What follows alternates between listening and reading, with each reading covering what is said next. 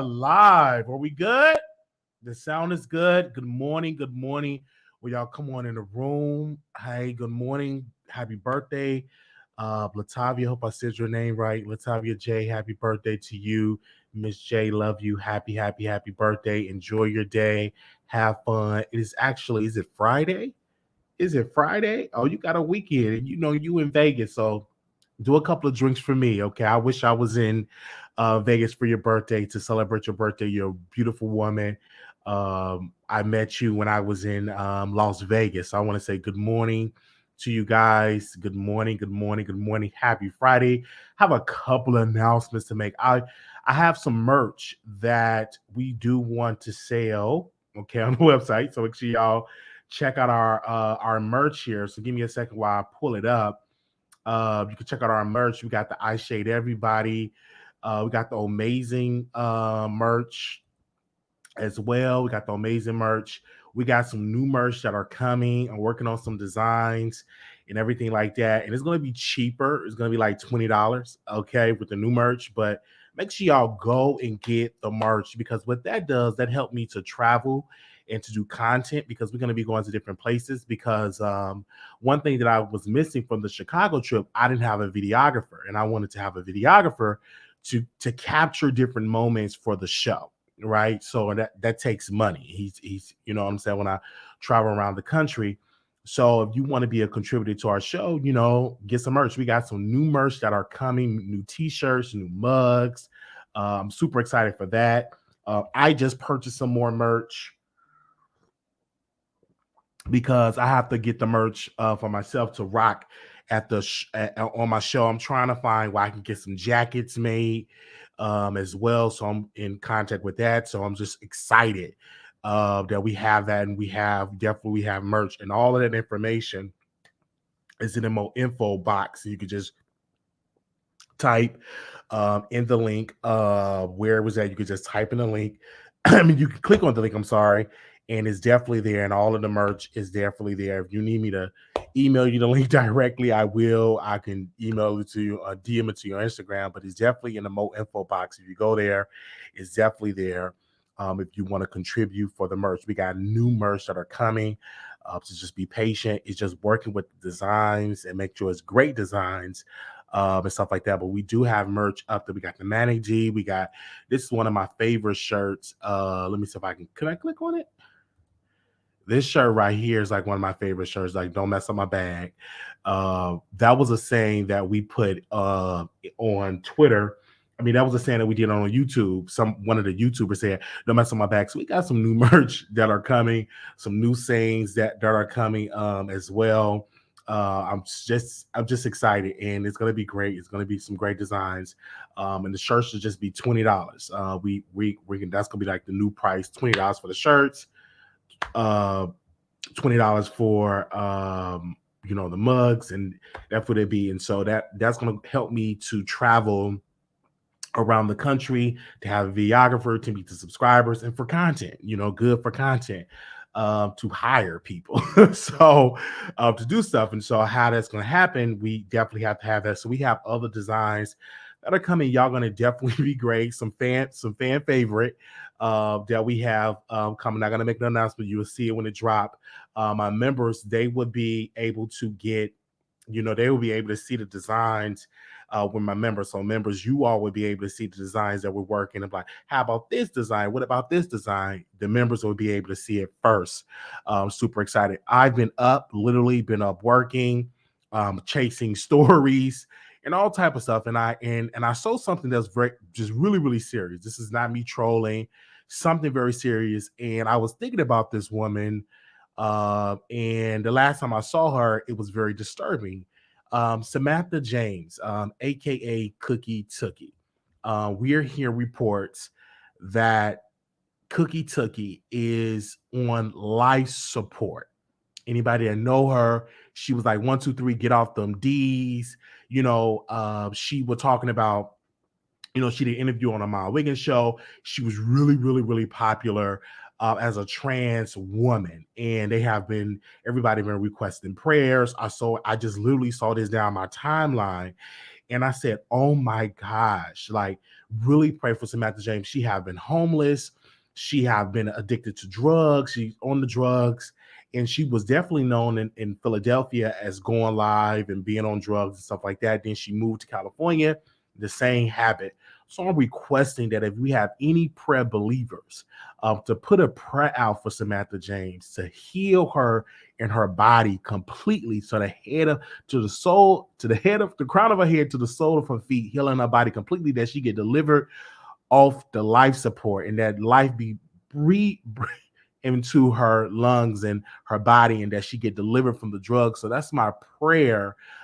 Just y'all pray for her, because we definitely hearing about it on Facebook. And I said I was going to come on my show and I was going to talk about that. And so I don't know if it's true, but I saw it on somebody else's post. They said it was true. So I just say pray. You know what I'm saying? If it's not true or not, I would rather us praying about it, that is being serious, than don't pray about it and just ignore it. So just pray. You know what I'm saying? Just keep her in your prayers. Y'all know what she's battling with. Just pray for Samantha James. Because I seen it on multiple posts on Facebook. And I said, and I reached out, I said, well, we just gonna pray. You know what I'm saying? Because I don't have her number. You know what I'm saying? I really don't have her number to reach out to her. So I just fell into my spirit. I said, when I came and did the show, I said, man, we just need to pray for we definitely need to pray for Samantha James and really, really pray for her about it. And so we just hearing different reports.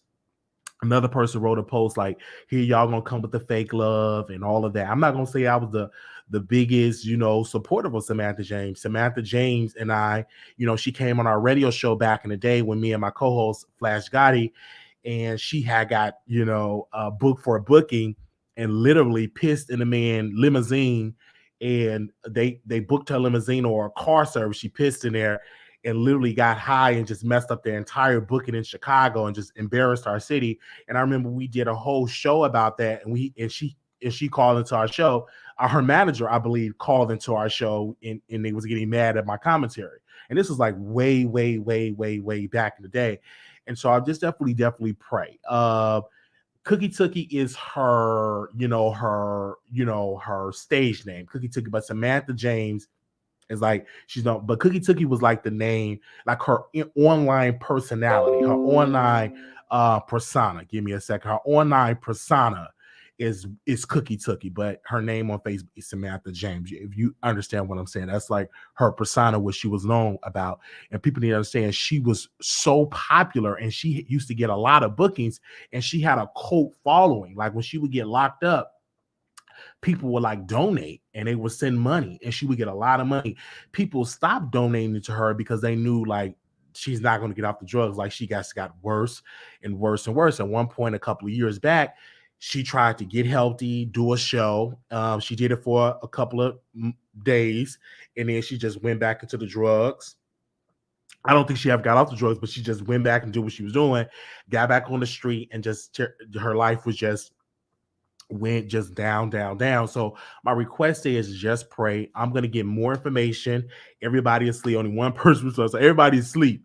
So once everybody wake up and read my messages, I can give y'all an update of, if I can get an update on her, just to pray for her. And my other prayer is that she get delivered from the drugs. You know what I'm saying? Get delivered from that addiction, because that does something. And when you're addicted to drugs, that put wear and tear on your body. You know what I'm saying? You're addicted to drugs, whatever drugs it is, that wears and tears your body. Especially if you're addicted to cocaine, if you're addicted to crystal meth, if you're addicted to alcohol, that put wear and tear on your body. And Samantha James is around the same age as T.S. Matter. She's getting up there, right? And so that put wear and tear on your body. And so that's, a prayer about it. And so it's definitely so sad. And I saw it on a couple of posts on Facebook. And I said, we need to pray for our sister. And definitely pray. Don't judge, pray. I've judged her, and I'm like, that could be me. And while you're praying, keep Jonathan in your prayers. That brother, my friend, He's another guy is addicted to drugs. He's trying to get clean. He's trying to get himself together and just pray that he get off the drugs and stay clean. He's trying his best. He's in a group home, trying his best to get clean.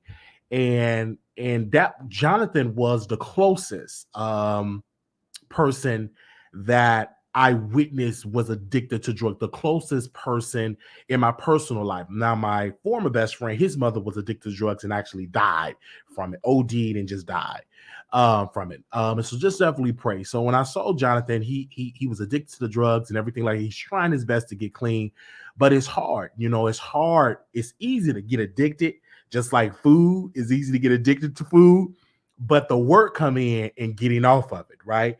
But if you put the work in, you can get delivered. And we need to look at drugs as being a health crisis. And I'm saying this for Tookie as well, because this is a health emergency. And many white folks in public policy, they didn't believe that drugs was a health emergency because a lot of black folks was on crack. And so when black folks was on the crack, it was all about throw them in jail. But when white folks got hooked on drugs, on these pills, and OD'd on these pills, it became a health emergency, right? They was crying out to the government saying, hey, we need investment. This is a health crisis. But when black folks was hooked on the crack, right, with the crack pipes, it was all about lock them up. But as we know, and more knowledge and more understanding, that people that's addicted to the drugs, it is a health emergency. Yeah, it's a health emergency. And so we need more resources to get people off the drugs, to get them clean, give them an apartment, give them resources, give them mental health counseling and all of that. Because when I looked at my friend, Jonathan, I looked at him mentally, so he was declining in his mental capacity. The drugs literally drove him mentally. And then when you saw and read some of his Facebook posts, he would post weird stuff about boxes and noises and ships and all type of stuff he would post that did not make any sense. And I can tell when he's high because he just posts like random out of the world posts and never seen before. And it was the drugs. And so when I met him to get him help, I had him in a car with me one night. And we were driving. Now we driving in the Plano area, Carrollton area. These are predominantly white areas, right? And we are two African Americans. And I'm driving, and Jonathan was like, "Open the door. I need to get out of the car." Do you see that? I'm like, "See what?" He was hallucinating because he was on the drugs. And so I was on my way to the hospital to get him help. He didn't want to stay in the hospital. They're not going to force him to stay in the hospital. And so it was really, and I cried. I said, "Oh my gosh, my friend that I've been knowing for over 10 years is addicted to drugs." And I came to that realization. I said, if God doesn't intervene in this situation, I don't know if he's going to make it. When I saw it, and I just saw him just walking and just dirty. He's always been a clean man, right? Save money and everything. But that addiction just took everything from him and took his common sense away. And I just saw him and I said, wow, he ain't the same person that I've met over 10 years ago, right? Way more over 10 years ago. I said, where's the intelligence? He was very intelligent. He was save money, thousands upon thousands of dollars, really good with his money. A very attractive guy, and the drugs just drug him to just brought him down to the point I was ashamed for people to meet him, because I would tell people, don't come over, I'm busy, because he would over, he'd be dirty, and sometimes he didn't even want to take a shower, and that ain't the person that I knew. But I came to, it took me a while to come to the realization that, oh, this brother have an addiction. It's the drugs. He have an addiction, so I can't judge him, because that could have been me. You know what I'm saying? And the reason why I didn't move him in my house where I'm at now, because number one, he have an addiction. Number two, I work a lot. Number three, I have expensive equipment, and I can't have you want to get high and you sell my computer or my camera. So I said, I can't have him live with me. And that was very hurtful, because I thought about it and I said, can't live with me with that addiction. And I told him, I said, listen, till you get clean, you can't stay with me.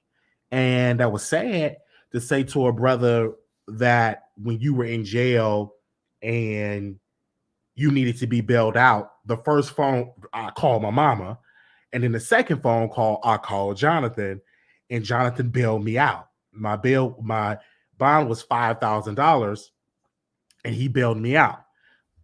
And so, he did. When I was in the mental institution, I called him. He talked to the he talked to the nurse on my behalf, because if you're in a mental institution, they're not going to release you unless they talk to a family member or somebody. He talked to him, and I was able to be released from the mental institution. So he done a lot for me. Bought me clothes, bought me food, housed me, and everything. And so I felt guilty for a while, but it took me a while to say, but he have an addiction, and you can't try to help somebody that don't want to be helped.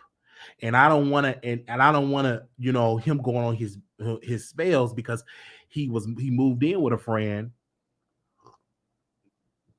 I'm telling y'all how this goes. He moved in with a friend, stole the man card. The guy had to call the cops. He beat up the guy, all that stuff. And I said, I can't deal with that, because I worked hard for what I got. I don't have much, but everything that I accumulated in my life, I worked hard for. And I can't have somebody in my life that's going to just destroy everything that I worked very hard for. And it's just me. It ain't like I got family that I can just leech off of, because my mother need much prayer, because she got people that she's taking care of, so she don't have enough space to just take care of another grown man. So I can't allow you to come and just destroy everything that God have blessed me with. And so that's the only thing with it. And but I do ask for him. I say, how you doing?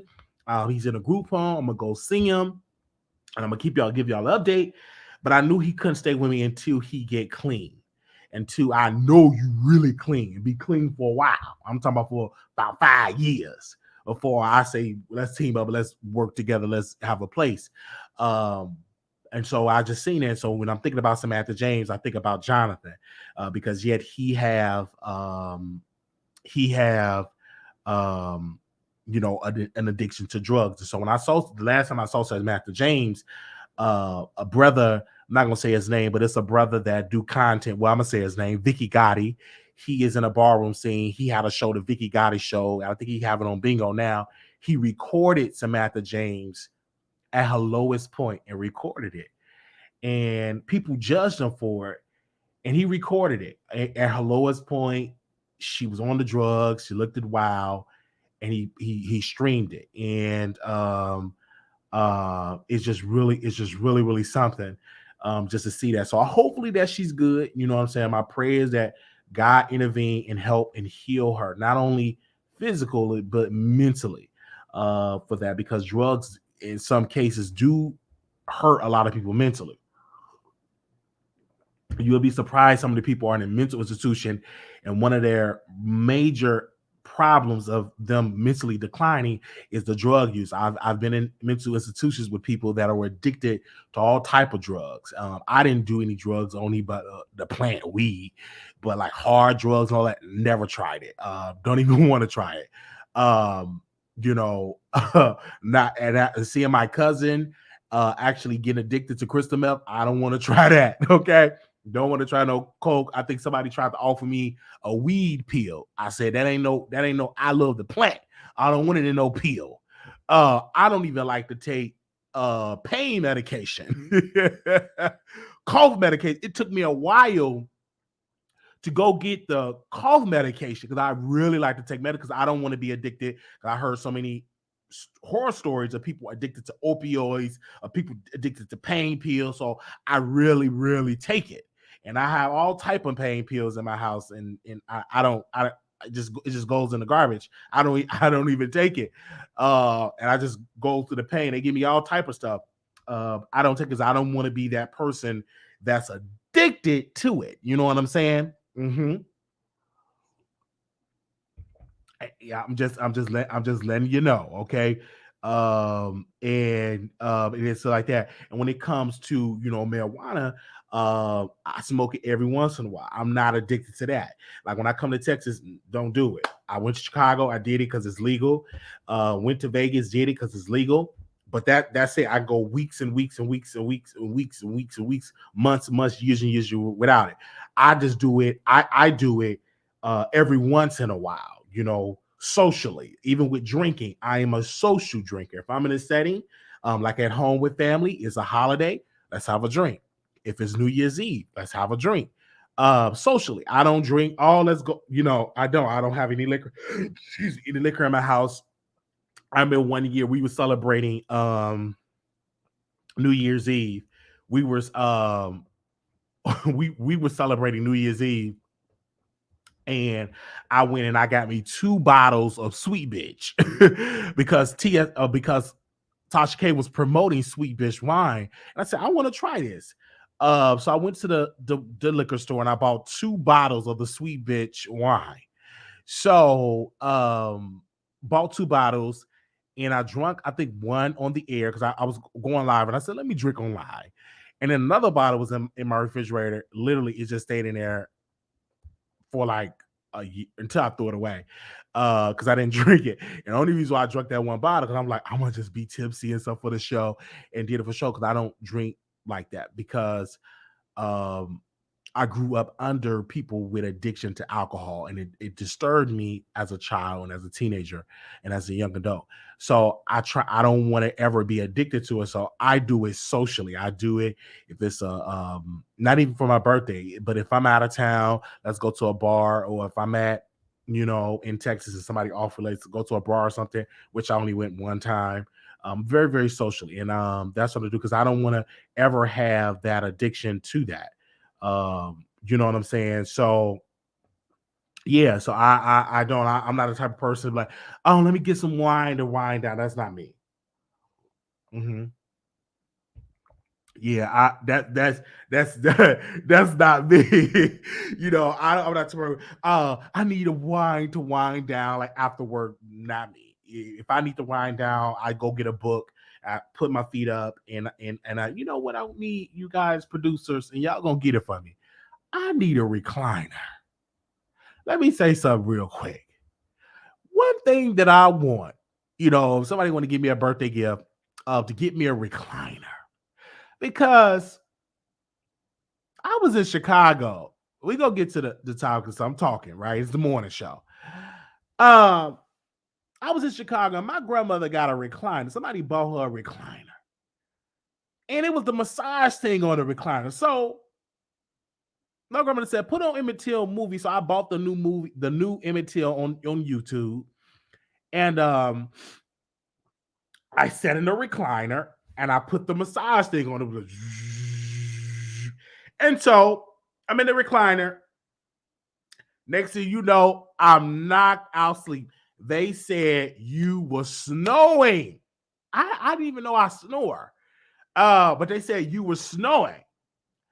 And I was in that recliner and I was knocked out. I said, I need me a recliner because with a recliner, I could be reading my books. I can, sit down, rewind, and get my camera and record some content. And I really want me a recliner. So I was in that recliner, knocked out sleep. Okay. All right. So I was literally knocked out. I was literally snoring. I said, "Oh my god, I'm knocked out." I was knocked out snoring because I was super tired because I didn't sleep. Because I said, "Let me not go to sleep because um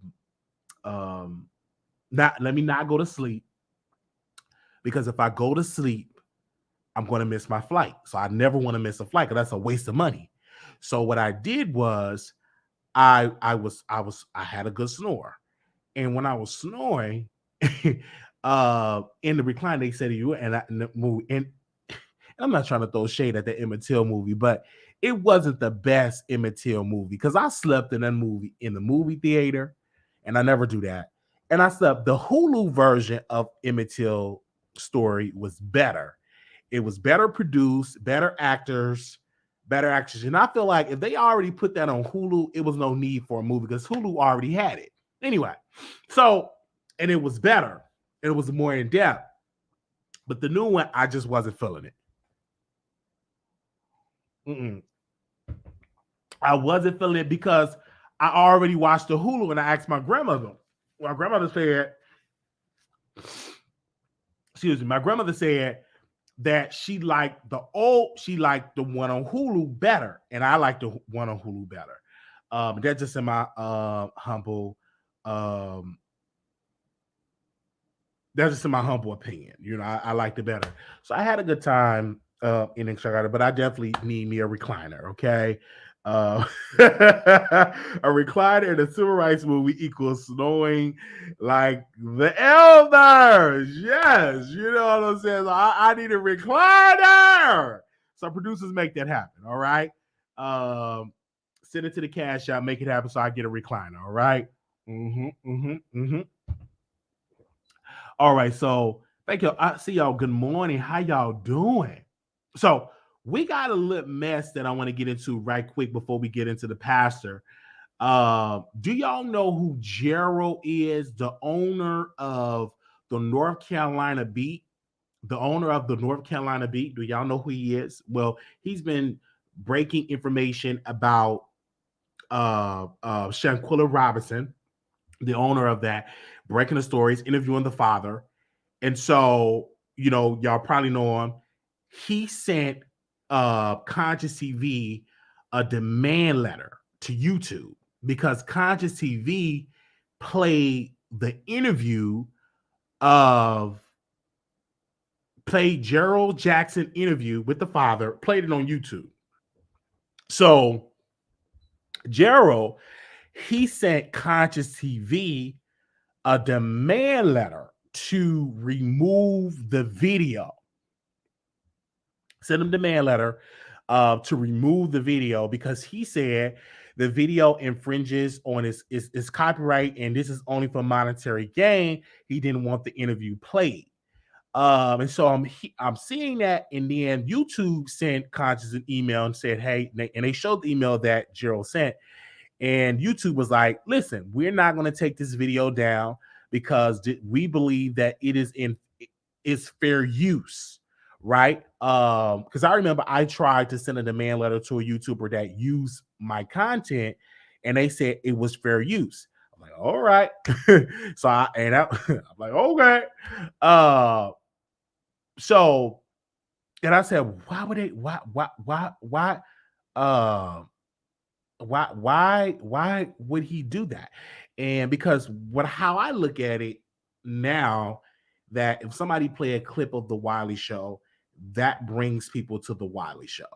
So we playing a clip of Gerald of North Carolina Beat, that's actually bringing people to North Carolina Beat.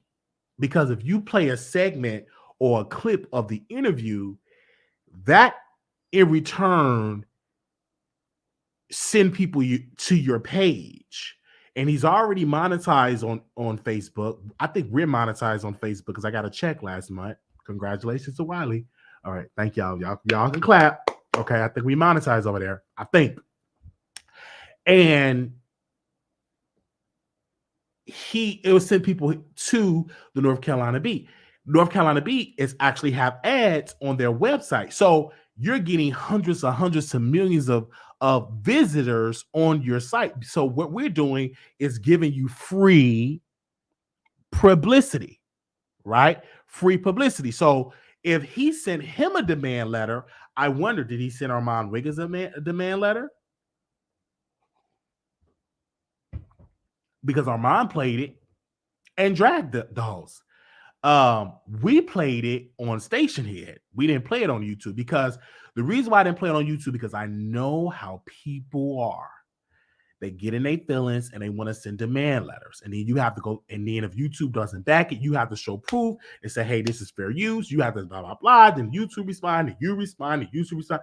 It's just a headache. So I'd rather just review it. I play it on station here, an unmonetized platform, play it over there, and just be done with that.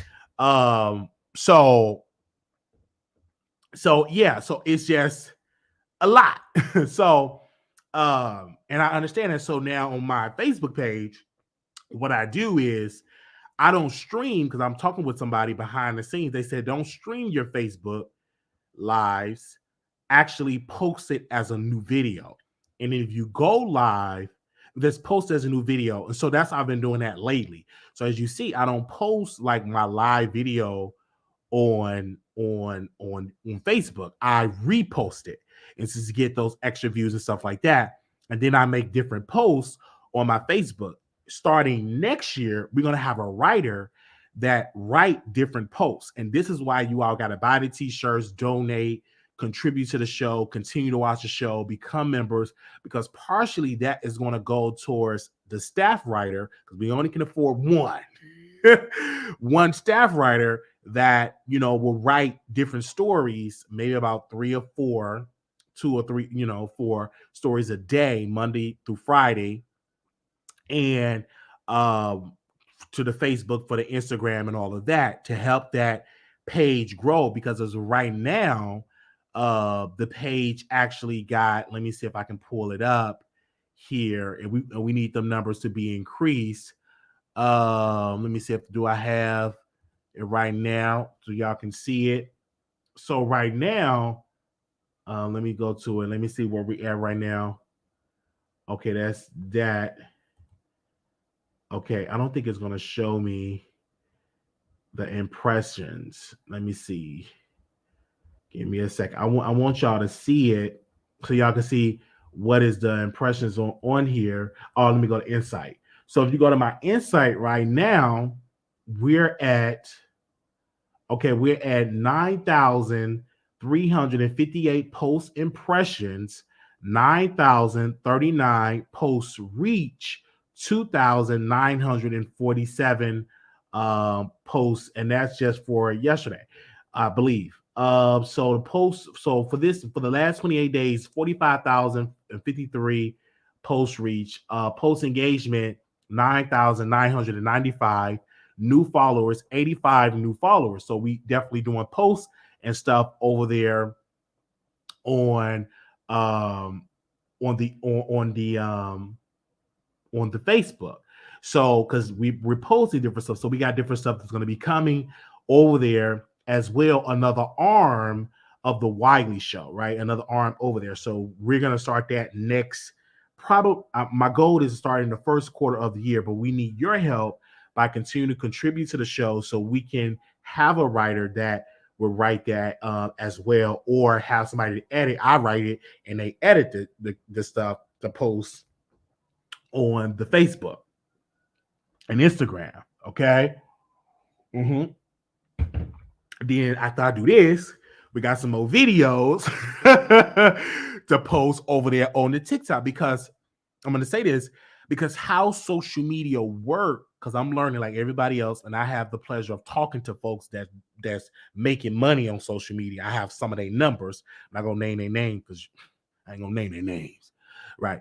And so what we do is we post on TikTok, we post on Facebook, we post on Instagram, and now when I start posting, more people are engaged in what we're posting. We're posting on YouTube. You have to feed the algorithm, keep posting, and then you see other popular posts and you follow those trends, or you start a trend, right? But you see different stuff, and the roadmap is laid out. So I tell people a lot of times, you don't have to pay a person millions of dollars to do this. Only thing you have to do is be a student of watching what other folks do and duplicate that in your own unique form. Like when I do it, I see a dance that people doing, I'm like, okay, but let me do how I do my dance. I do it my way.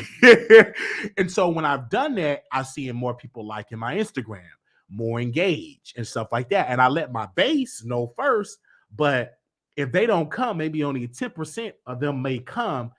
but I'm reaching out to new people that say, okay, let me engage what Wiley is doing. Oh, he's a YouTuber. Okay, let me watch that content because I fell in love with his TikTok. Let me watch his YouTube. So that's how it comes about of the doing it. And so, and we got our Facebook, we got our TikTok, we got our YouTube, we got our Twitter, and then we tweet stuff. So this is how uh uh we're doing, and I greatly appreciate all of that, and the people are coming through and supporting that because I see your comments and most of it is good. Some people say you need to be on a diet, and I appreciate that because I said, oh, a diet, so the workout video is going to be something good, the workout video. So because I know I can't really stream it on YouTube, I got to take the audio out because the music playing in the gym. But on TikTok, I believe I can play that on TikTok, do the little workout. So that's another idea. Like my mind is just rolling. I'm like, okay, that's how you do that. All right. So that's going to be great. Okay.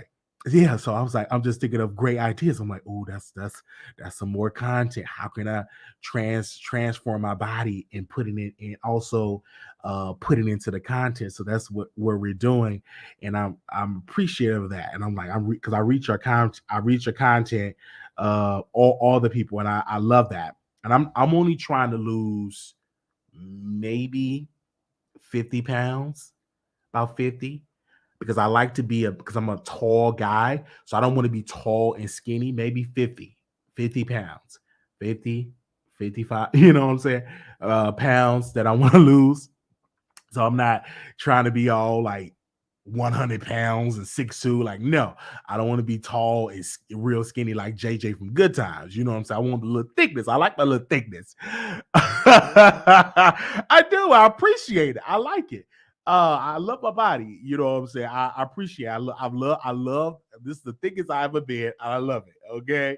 But it's time to let go some of the weight. And my goal is 50 pounds by the spring of next year. And I think we could do it, right? Y'all gonna do it with me? Y'all gonna do it with me? The 50? Okay, dance it all. Yes. And getting the muscle and all that. We go get it, y'all. Y'all gonna see it on the TikTok. Y'all gonna be tired of me on the TikTok. I see y'all. Oh, y'all gonna be tired of me on the TikTok. Y'all gonna be tired of seeing me on the TikTok. But I'm loving it. Yes. Oh, thank you. So here we go. Uh uh no, and what I look at, you know, when I gain weight, for me, I'm on my own journey. I don't rush myself. I'm on my own journey, right? It doesn't bother me what people say because I'm on my own journey because I have thick skin in this business. And in this business, you know, I know how to annoy the noise. Most people won't never say it in my face.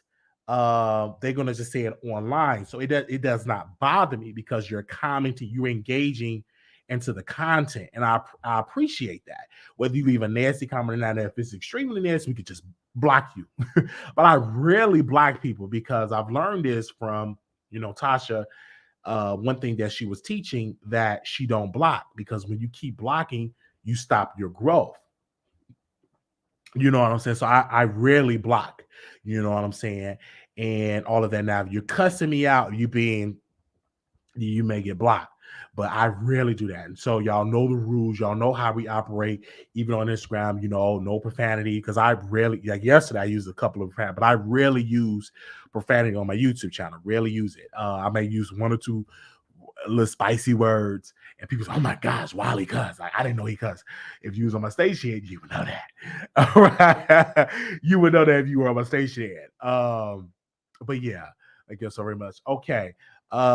Yes. So somebody asked me a question. I want to answer it.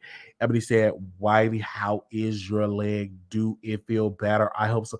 It's the same old. When you're on it for a long period of time, it hurts. When it rains, it hurts. When it gets cold, it hurts.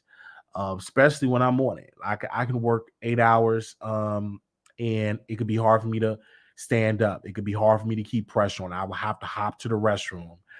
When I'm not on it, when I'm just sitting down and relaxing, just doing my show, it feel fine. But when I'm on that leg, walking, working, bending, lifting, it hurts like somebody punching me with something. It really, really hurts. But if I'm sitting down doing the show and not and just walking around the house and doing housely duties, it's fine. But when I'm on it and I'm working, all that type of stuff, um, it's just that type of way. So when I did that, I said, "Wow, okay," because it feel fine. But when I'm at work, then that's when it gets that way. Good morning, you guys. When y'all come on in here, say good morning to the chat. Good morning, good morning, good morning. It's so good seeing y'all here on this lovely morning. On this lovely morning, man. It feels so good seeing y'all here on this lovely morning. Good morning. When y'all come on in the room, just say good morning. All right, because we are live. All right. Let me see what y'all saying in here. Yeah, a desk job. I gotta find one. You got one? It's weird for me to hear you because dang up early morning. Good morning. You love the morning shows. Absolutely.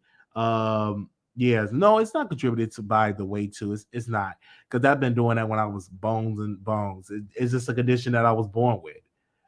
It's just a condition that I was born with. It always like now it's fine. Like when I work and on it, it's that way. It's been that way. Unless I get surgery corrected, I have to just live with it. It'd be manageable if I just sit my butt down and don't be out here standing on it. You do nurse assistant, certified nurse assistant work, CNA work. That's a lot on your body. You know what I'm saying? When you do CNA work, you're working. When you come in the door, if you're a good CNA, uh, you're working from the time you come in to the time you clock out.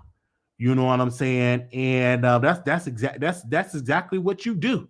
You know what I'm saying? I'm just being real with you. CNAs they work hard for little money because you're cleaning, you're showering, you're feeding, you're lifting, you're turning, you're changing. You know what I'm saying? You get orders from the nurse, orders from the family members. It's a list of duties that you have to do for whatever amount of uh, uh, residents that you have. You know what I'm saying? It is a lot. It's a lot on you mentally, and it's a lot on you physically. It's really, really a lot. You know what I'm saying? So when you get into that business and say, "Hey, I want to become a CNA," I always tell people CNA, that's just an introduction into healthcare temporarily, and you get to other careers. That's not a career that you retire from unless you working with a company and you only take care of 5 patients. About 5 easy patients, not hard, easy to do. Then you could do it for 20, 30 some years. But if you're in a career as a CNA and you're taking care of 25 hard, bed bound, total care mean they need everything. They can't do nothing. They can't move. You got to do everything for them. That's a lot on your body, a lot on your limbs, a lot. You know what I'm saying? So I already know I'm not gonna be in that industry for no 20 years. No, I already in my mind got my exit strategy. I ain't gonna name it, but I already got my exit strategy for that. I'm just being all the way real. You own that. You know what I'm saying? Let me say I already got my exit strategy. I'm just being real with y'all on that. You know what I'm saying? Because in my mind, I made a post years ago and I said we need $15. Now I'm saying we need $25 for starting out as a CNA, $25 out of school.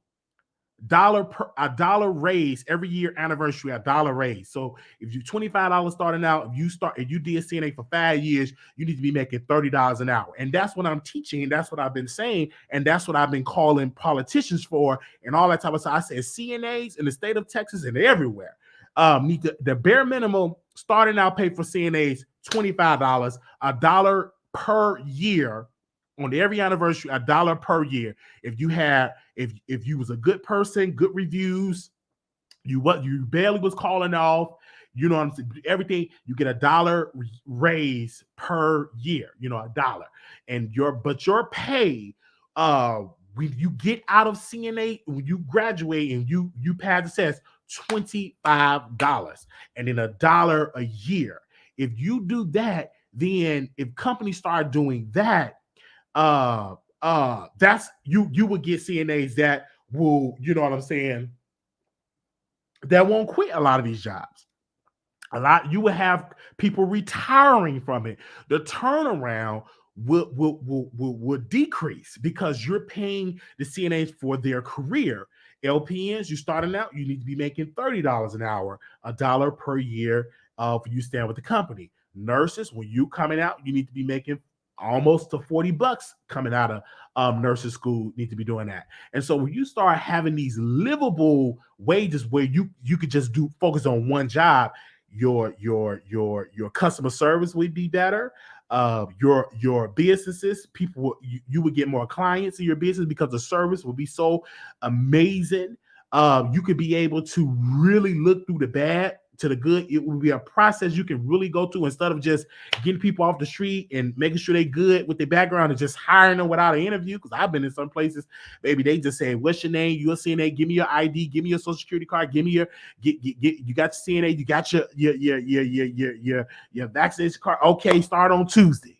Because everything, we gonna make sure everything go through, process your paperwork. You can start on Tuesday. So, but if you start paying people what they worth, like $25 and $1 per year, you will have more competition and get people that's more qualified to actually get the job. You know what I'm saying? That is what I'm saying. You know what I'm saying? And yeah, so because a lot of places, unfortunately, the customer service is very bad for a lot of CNAs because you ain't paying them nothing. A lot of people, they don't care. They overworked. They burnt out. You know what I'm saying? The management is terrible. The whole entire system is terrible. It should be automatically you give great customer service, but we live in the real world. I'm giving you facts because I've been in this business a long time. A lot of these CNAs, they get in this business for a check. They don't take care of these residents. I've been in some terrible. I can do a whole documentary on the understaffed, the trashiest nursing homes that I've worked in, especially in Texas. And when I moved to Texas nursing homes are way worse than the nursing homes that I've worked in Illinois. Right, I worked in some nasty ones in Illinois, but when I came here to Texas, it's a little bit worse here in Texas. You know what I'm saying? Because in Texas is more so, and we're going to get into other topics. We talking right now. Texas is more so pro-corporation, meaning that this is a right. They have the right. They can fire you. They don't have to give you warning to fire you. They don't believe in unions, right? This is not a very union-friendly state. They're more so pro-business owners instead of pro-employees. Illinois was a little bit better because it was union. So mostly every job that I worked except one, I was a part of a union. We had a union rep, you know what I'm saying? We had meetings and stuff like that. And it was a process that you had to go through the union. The insurance was a little bit better with the union than it is in Texas. It was just better. I just get $25 out of a check. I can go to a clinic, get services, get checked, get x-rays and all of that. And every check, it was like $25 out of my check, and it was great services. Here, you can pay all that, and baby, the insurance is just terrible here in Texas. All right, it's just in my humble opinion. Different, you could just do different because this is more so an at-will employment place. This is just what it is. And so this is how it is in Texas, and it can change if we get more people that are more base support employees. If they get more people that support employees, this will be a better place for employees. I think this is a good place to start a business because Texas is really good at supporting business and corporations, but when it comes to employees, I feel like Texas is not that supportive when it comes to employees. All right. Okay, let's get, I'm just giving my opinion, you guys. It's the morning time. You know what I'm saying? Did I say it right? I'm just giving my opinion when it comes to the morning. Okay. Good morning. Good morning. Yes, Texas is at will employment state. Yes, people have to come together. Yes. So no 1199 in Texas. I don't know what 1199 is, Lee. But somebody can answer that. I don't know what it is. Send me an email. I can do some research on that on 1199, and I could give you a thing or give you stuff like that. Okay. You're speaking facts. Thank you so very much. Thank you, Wiley. You're right. Thank you. Thank you. Thank you. All right. So let's go to pastor. Do we have the pastor? This pastor, I've gotten this from the North Carolina Beat. I want to give my credit where I got this from. And I saw this and I immediately was disturbed. And I couldn't sleep last night. I saw this last night and I couldn't sleep. And I got to talk about it. So this is Durham, North Carolina pastor under $10 million bond for indecent liberties with a child under 15. So they're saying on the North Carolina Beat, it said, I said I wasn't going to tell nobody, but I just couldn't keep it to myself. Word down at booking a down low gay pastor of Durham has been arrested. Durham has been arrested and charged for effing with the children. And his 2-member church is probably maxing out credit cards and withdrawing money from the church savings account and probably robbing another church motherboard, trying to figure out how they're going to get the demon out of jail. It seems that, okay. Hold on one second. Hello? I'm doing wonderful. Can you give me a call back in about an hour?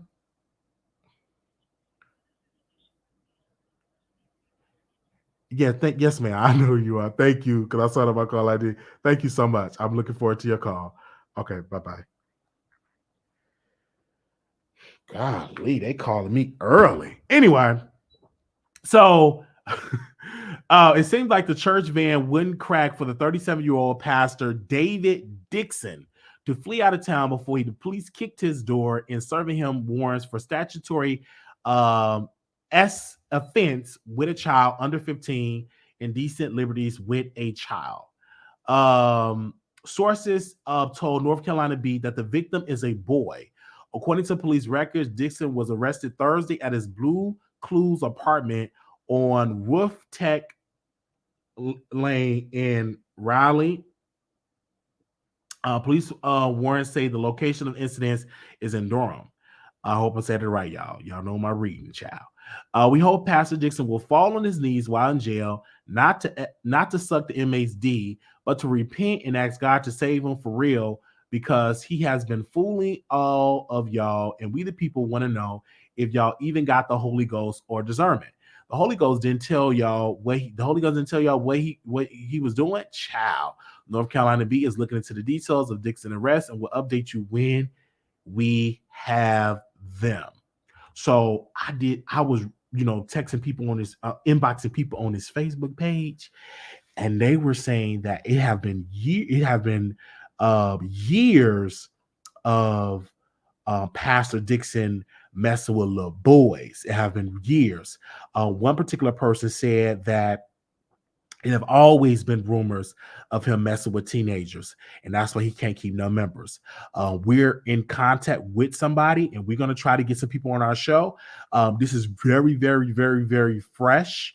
I was just reaching out to some of his Facebook friends, and I think this is great disturbing because I say it's something to be in the pulpit, and destroying lives. So, when you're in the pulpit, when you are a preacher, when you are a minister, when you are an evangelist, you are at a place of representing the kingdom of God.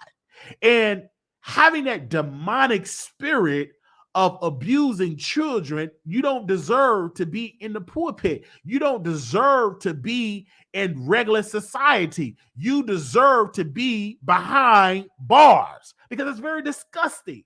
And it's very disturbing because not only are you destroying lives, you are not representing the kingdom of God in the best light, because it's a narrative that goes around about pastors that they're taking all the money, and you in that narrative that the pastor touching on the boys and all that, it's just really, really weird, right?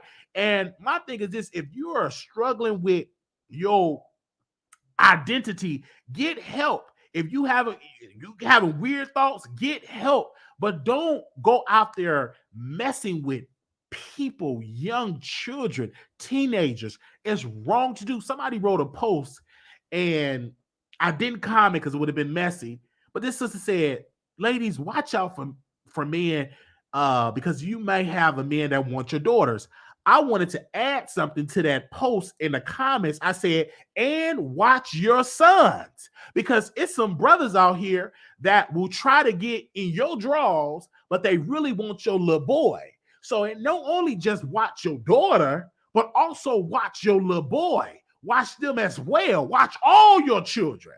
Don't just watch your girls, but watch your boys. And so because you have people that will want your boys to get in your sons and get you all hot and bothered, but they don't really want you at all. They want your son.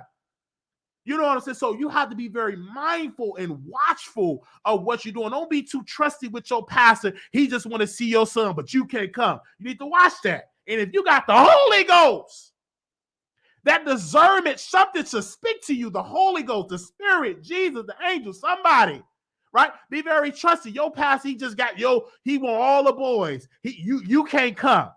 And then when you come, he acting weird. Something wrong with that. But don't be so blind because you want to get them out the house. Be watchful of that. Observe that. It was a preacher, me and my former best friend. It was a minister, a visiting minister. He wanted us to come to the church to play an instrument, something. He didn't even know how to play an instrument. I'm going to teach you. And I said, Pastor, something is weird with it. It's just very weird. And he said, I'll stop it. And he stopped it because I said something. I don't know what he tried to do or what he thought this was. The energy was weird. It was like predator type. Like, you don't even play an instrument. you don't even know how to play an instrument. So why you just want us in a church? Like, this is weird. So I spoke up and he immediately ended that. And I was like, wow, thank you. And then then he came out that he was struggling with homosexuality and all of that. And then that came out. I'm like, oh, okay, it was something good. But I felt the energy because it was weird. And I tell parents, mothers, and fathers, don't be too trusty with people around your children. It could be an uncle, it could be an aunt, it could be a grandmother, it could be a grandpa. Don't be too trusty with folks around your babies. Right? And don't be so bowed down with life that you lose focus to watching your children. You too tired. So you don't be too tired to watch your children, because you can be feeding your children to a predator. And this pastor is just really sad. And I was seeing him on there. He was off key. He was singing. And I might post that when he was singing a song. Let me see if I can post that. Let me see. He was up there singing a song off key. Hold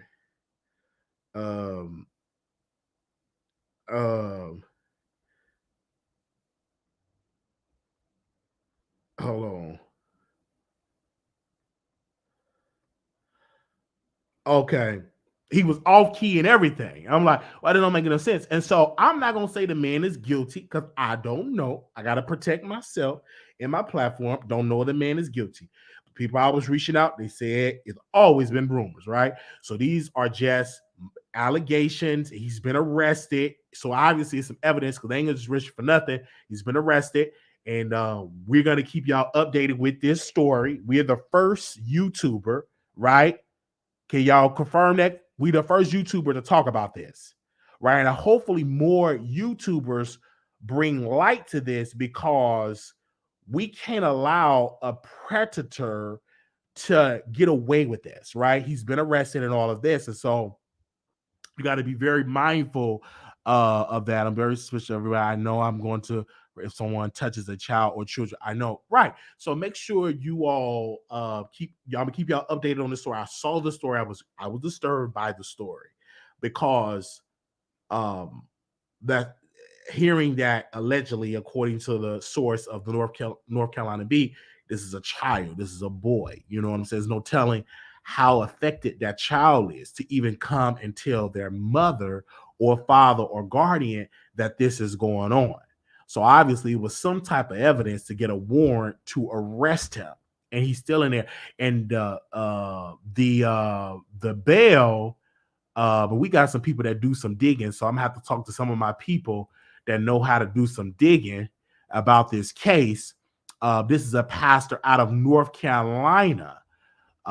This pastor's out of North Carolina, and it's a $10 million bond.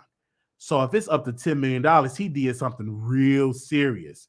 So once we get the documents and all of that, I'm gonna drop the link. So if anybody want to do some more digging on this to give me some more information, you can.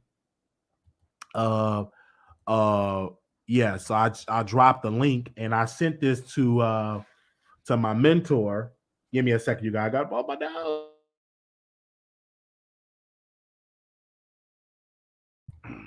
So I sent it to my mentor, and he actually I sent it to him. So hopefully he will give us some type of insight on this story. I did send it to Dr. Larry D. Reed, so more so he can get it out on him. But wow, with $10 million, woo! They don't even trust this man getting out. They don't even trust this man to be out for trial. You know what I'm saying? By their that means there's evidence, or they believe there's a strong possibility. So, hearing this is really disturbing. I'm like, what is going on? Is this something weird? And we check for other pastors. We have seen this happen in the other thing. I was reading about a bishop that in the Church of God in Christ, a bishop that were touching boys, and he died. He got exposed. He apologized, and after that he died. I don't know what he had or whatever, and they said he was a preacher. The man can preach. You wouldn't even know him by looking at him, but he did that. And then also has been rumors about Reverend James Cleveland, that he adopted and he messed with his adopted sons. You can just Google this stuff, and they still give out Reverend James Cleveland awards and all type of stuff. And he was rumored to be messing with teenage boys, and it's really great disturbing for it. And the other bishop, I forgot the bishop name. He's a bishop back in the 80s and 90s. I forgot the bishop name. If y'all know his name, let me type his name in the chat with that. So this is definitely going on out in the church. You know what I'm saying? We definitely got to be aware of this as well. I believe in the Bible it said warning comes before destruction. So this is a warning to be very careful who you have around your children. Watch your pastors, right? You're seeing what happened with Bishop Eddie Long. It was some allegations with Bishop Eddie Long, and he died like horrible. He died horrible, and everything like that. And so you got to be very mindful of that. And so hold on one second. People are commenting on that. Larry needs to stop. He has his own demons. He's from North Carolina too. Hypocrite. Well, what are you saying about that? Why do you got to be careful? There's a man that said, okay, y'all said some names. Oh gosh. Now y'all saying there's a man that Reverend Patterson and I was just watching his videos. Said violate him. You know what? I don't know. I dropped the link if anybody want to come on, but we're gonna go to our last topic. Wow, let me read some more of these comments. Said Larry K said Larry need K Nicole XOXO said Larry needs to focus on his own allegations. He's very focused on that. He's suing. James Cleveland adopted son is the one that said he did it. The son is now positive. I remember that. I did remember that. Teacher Sherman, can you try to find some more information on that pastor that's in Durham, North Carolina? Let me see if I can send it to you. If you can find some more information on that, send it to me so I can give an update. If you can find any information on that, thank you so, because I love Teacher Sherman. Her investigation skills be on point. Okay. But yeah, I remember that. And I heard that years ago about Reverend James Cleveland. It needs to be a documentary on that. You know what I'm saying? About, what he did. And I would love to even talk to the man. I think he's not a young man, but he's a man, about that experience. And church folk, they cover up dirt. They're not gonna talk about this on mainstream on a platform in the church. They ain't gonna talk about that. You rarely gonna see this being talked about on mainstream media. They're just not gonna talk about it. So I appreciate Black-owned sites like the North Carolina Beat. I appreciate that. They say, and they wonder why people don't go to church. I understand. I don't understand why people just say girls so silly. Yeah, because people have been conditioned, because girls historically have been violated in many cases by family members. Most, R words and molestation happen with a close friend or family member. It's not a lot of cases of people on the street with a knife. It mainly happens with a family member, friend, or something or associate. But they do have to add the sons, because they forget about to add that piece. Just like predators, it ain't all men, because you have some women that are predators. I don't know if y'all remember the movie Antoine Fisher. Do y'all remember that movie, Antoine Fisher? Antoine Fisher was adopted, and he was adopted in his house, and this lady, Miss Taylor, was abusive. But the cousin, her daughter, her biological daughter, was abusing him, abusing him, right? And the S word sense. I'm trying to keep it clean for YouTube. And she to the point it scarred him as a man, because he felt like he wasn't a virgin, or he was confused about his sexuality with women because he was touched as a child. He wasn't gay. It just confused him with women because she abused him and took away his innocence as a child. And so I highly recommend y'all go watch Antoine Fisher. It's a good movie to watch about the danger of the horrors of being adopted and what goes on in some of these homes. And it's a good story. Antoine Fisher actually wrote that movie, and that movie is Denzel Washington's first movie. His first movie he directed. The first movie he had directed, it was first, and not Angela Bassett, but Viola Davis played in there, a couple other folks. So it was a really good film that you all should go watch. Greatly appreciate if y'all go watch that. Okay. And in February of 1992, Cleveland then father's son Christopher Harris filed a lawsuit against the Cleveland estate, claiming that Cleveland allegedly abused him over a period of 5 years and infected him with the HIV virus, which he claims Cleveland contracted through some S-word lesions. I hope I said it right. Louison. I hope I said lesion. Louison. I don't. Okay.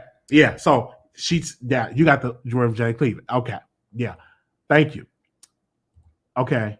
My God, stay home and keep. They said stay home and keep your money. Okay, we're gonna go to our next topic because this is gonna get deep. Funky Dineva is in the news because he did a video and he pretty much dragged Shanquella Robinson's mother and said that the mother didn't cry, and it's weird. And I'm listening to fucking Dineva talk, and I'm like, for him to be educated, you do understand that it's a process of grief. Everybody, when they hear bad news about a family member dying, everybody don't break out in tears immediately. Like, it might take a person 3 months, 3 years for it to really hit you, and you just balled up emotionally. It does not hit you immedately. And what I show, and if you want to look at it as television, I remember when the father died on Good Times, and the mother wasn't grieving, she didn't cry. Her family was mad at her, like, why you didn't cry at Dad's funeral? Everybody else cried. She didn't cry. She was working. She was talking to everybody. It hit her at the end of the episode, and she dropped it. She was like, damn, damn, damn. It hit her at the end. So everybody process grief differently. Everybody don't just like cry when they hear it. It takes them a while to grieve. Unfortunately, this is a high profile case. Sometimes you got to put the grief on the back burner to get justice for your daughter, because her daughter did not die in a natural sense. She was murdered. So you have to talk to media. You got to talk to lawyers. So you under a lot of stress right now.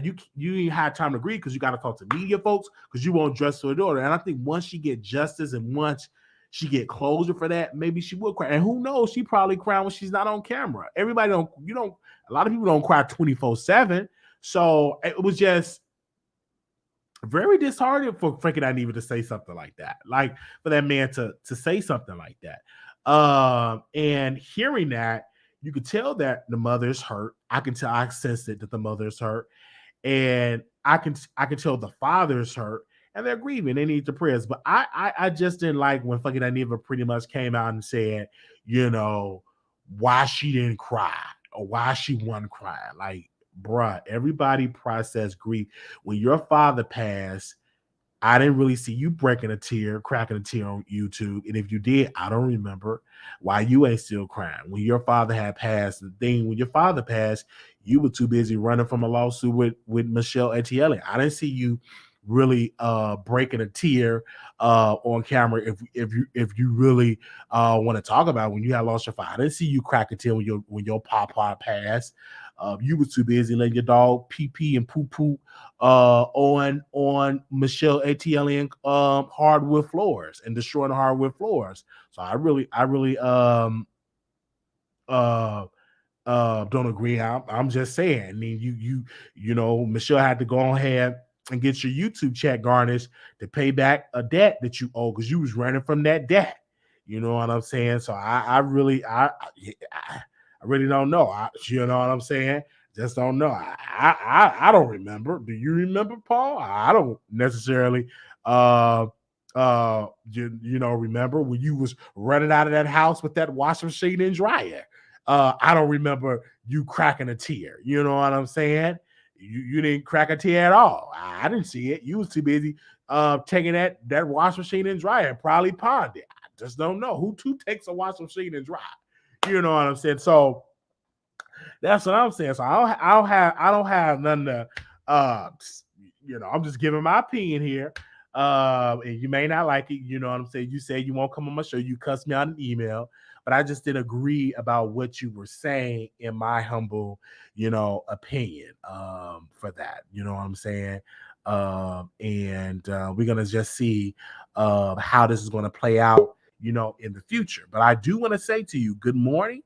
We're gonna open up the stream to the people. If you are here, if you're able to, hit the link to come on. This is a great time for you to come on and hit the link. Okay.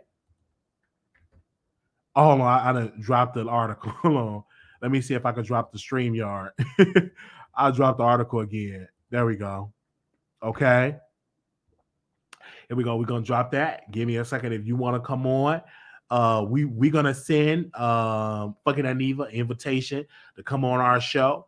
I don't know if he's gonna come on our show, but I promise you this, we're gonna send him another invitation. and stuff like that. We're gonna send him another invitation, and we're gonna keep you updated for that. Cause I actually like fucking Dineva. I just disagree with my brother on him, in my humble opinion, on him coming at Shanquella Robinson's mother, and I think that wasn't right.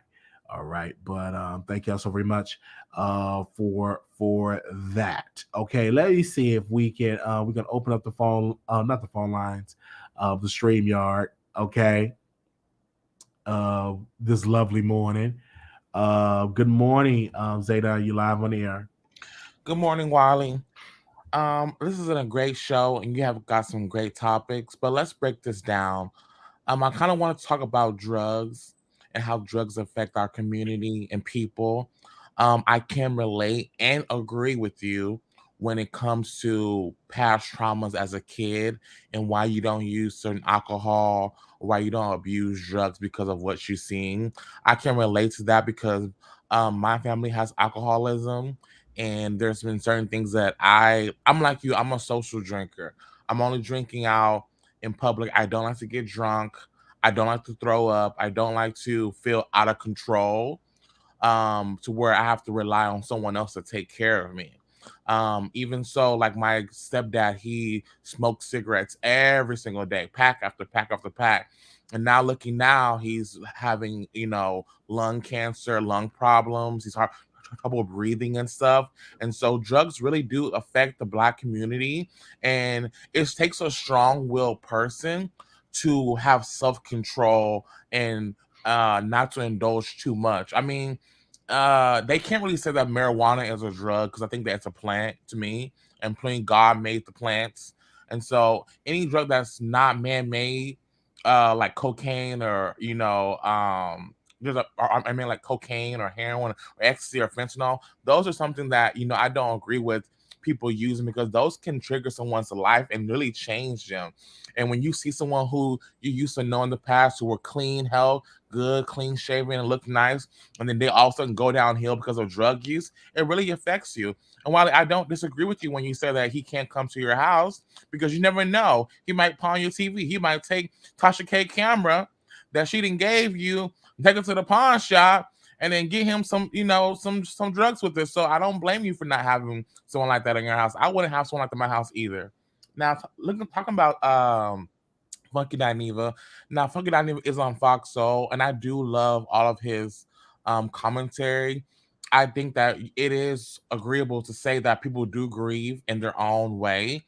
You know, just because you don't see them breaking down on camera or in tears doesn't mean that they're not breaking down behind the scenes or behind closed doors where no one's watching. It's sad and it's unfortunate that, her daughter was killed in this such tragic way.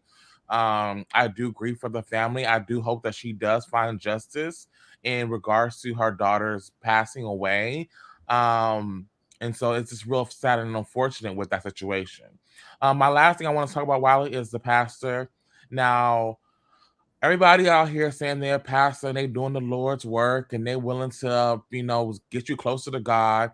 But not all, I'm going to say not all, but most pastors are not preaching from the pulpit. They are lying, conniving, willing to get money, because churches are like nonprofits in the government's eyes. And so for this man to be arrested for touching, allegedly messing with this young kid is disgusting. I do agree with you when you say that people should be watching their kids. I don't have any kids, but I have nieces and nephews. And if they ever got touched in any way, form, or fashion, I will be the first person in handcuffs, because I don't want that trauma to be triggered down on any of my family members or anyone's children from that case.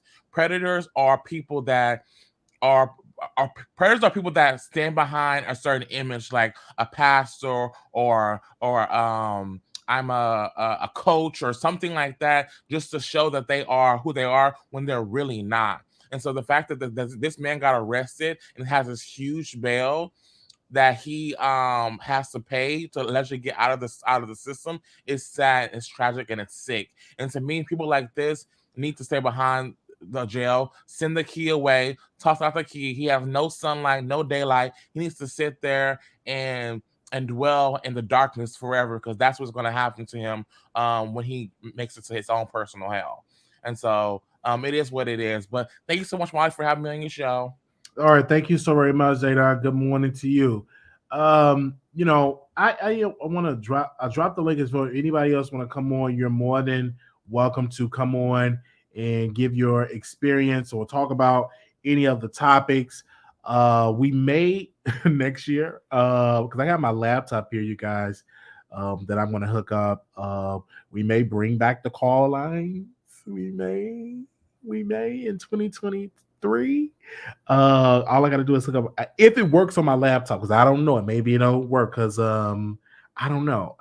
If I had like a speaker, let me see if I'm gonna get a Bluetooth speaker today, but no, I think we can still do the call lines on my laptop, I believe, because y'all can't hear it on here, you guys. So when I went on Blog Talk Radio, I'm like, what is I'm doing wrong?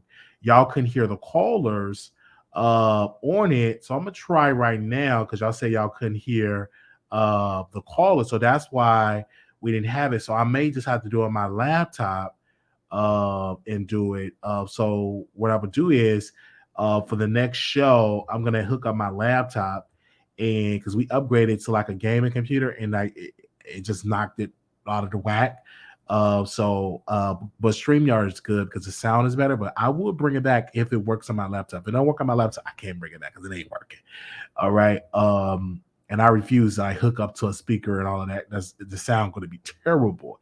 But if you in your house, you can always like hit the link, and you don't have to show yourself, you know what I'm saying, on camera or anything like that. It's all audio. And plenty shows do StreamYard, and I see hundreds of people on their StreamYard.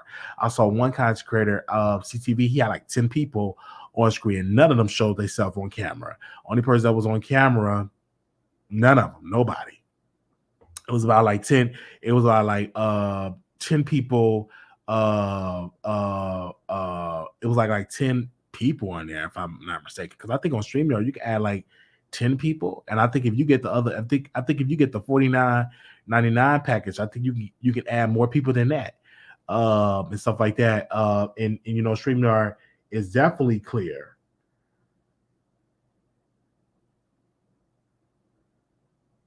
Okay, give me a second. I'm getting some stuff in my DM.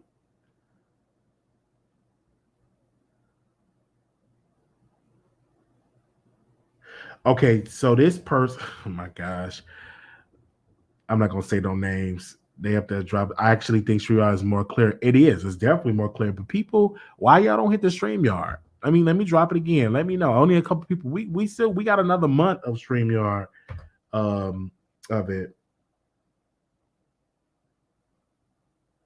So this anonymous viewer sent me a DM, and I want to read it. And I'm not going to say the viewer's name.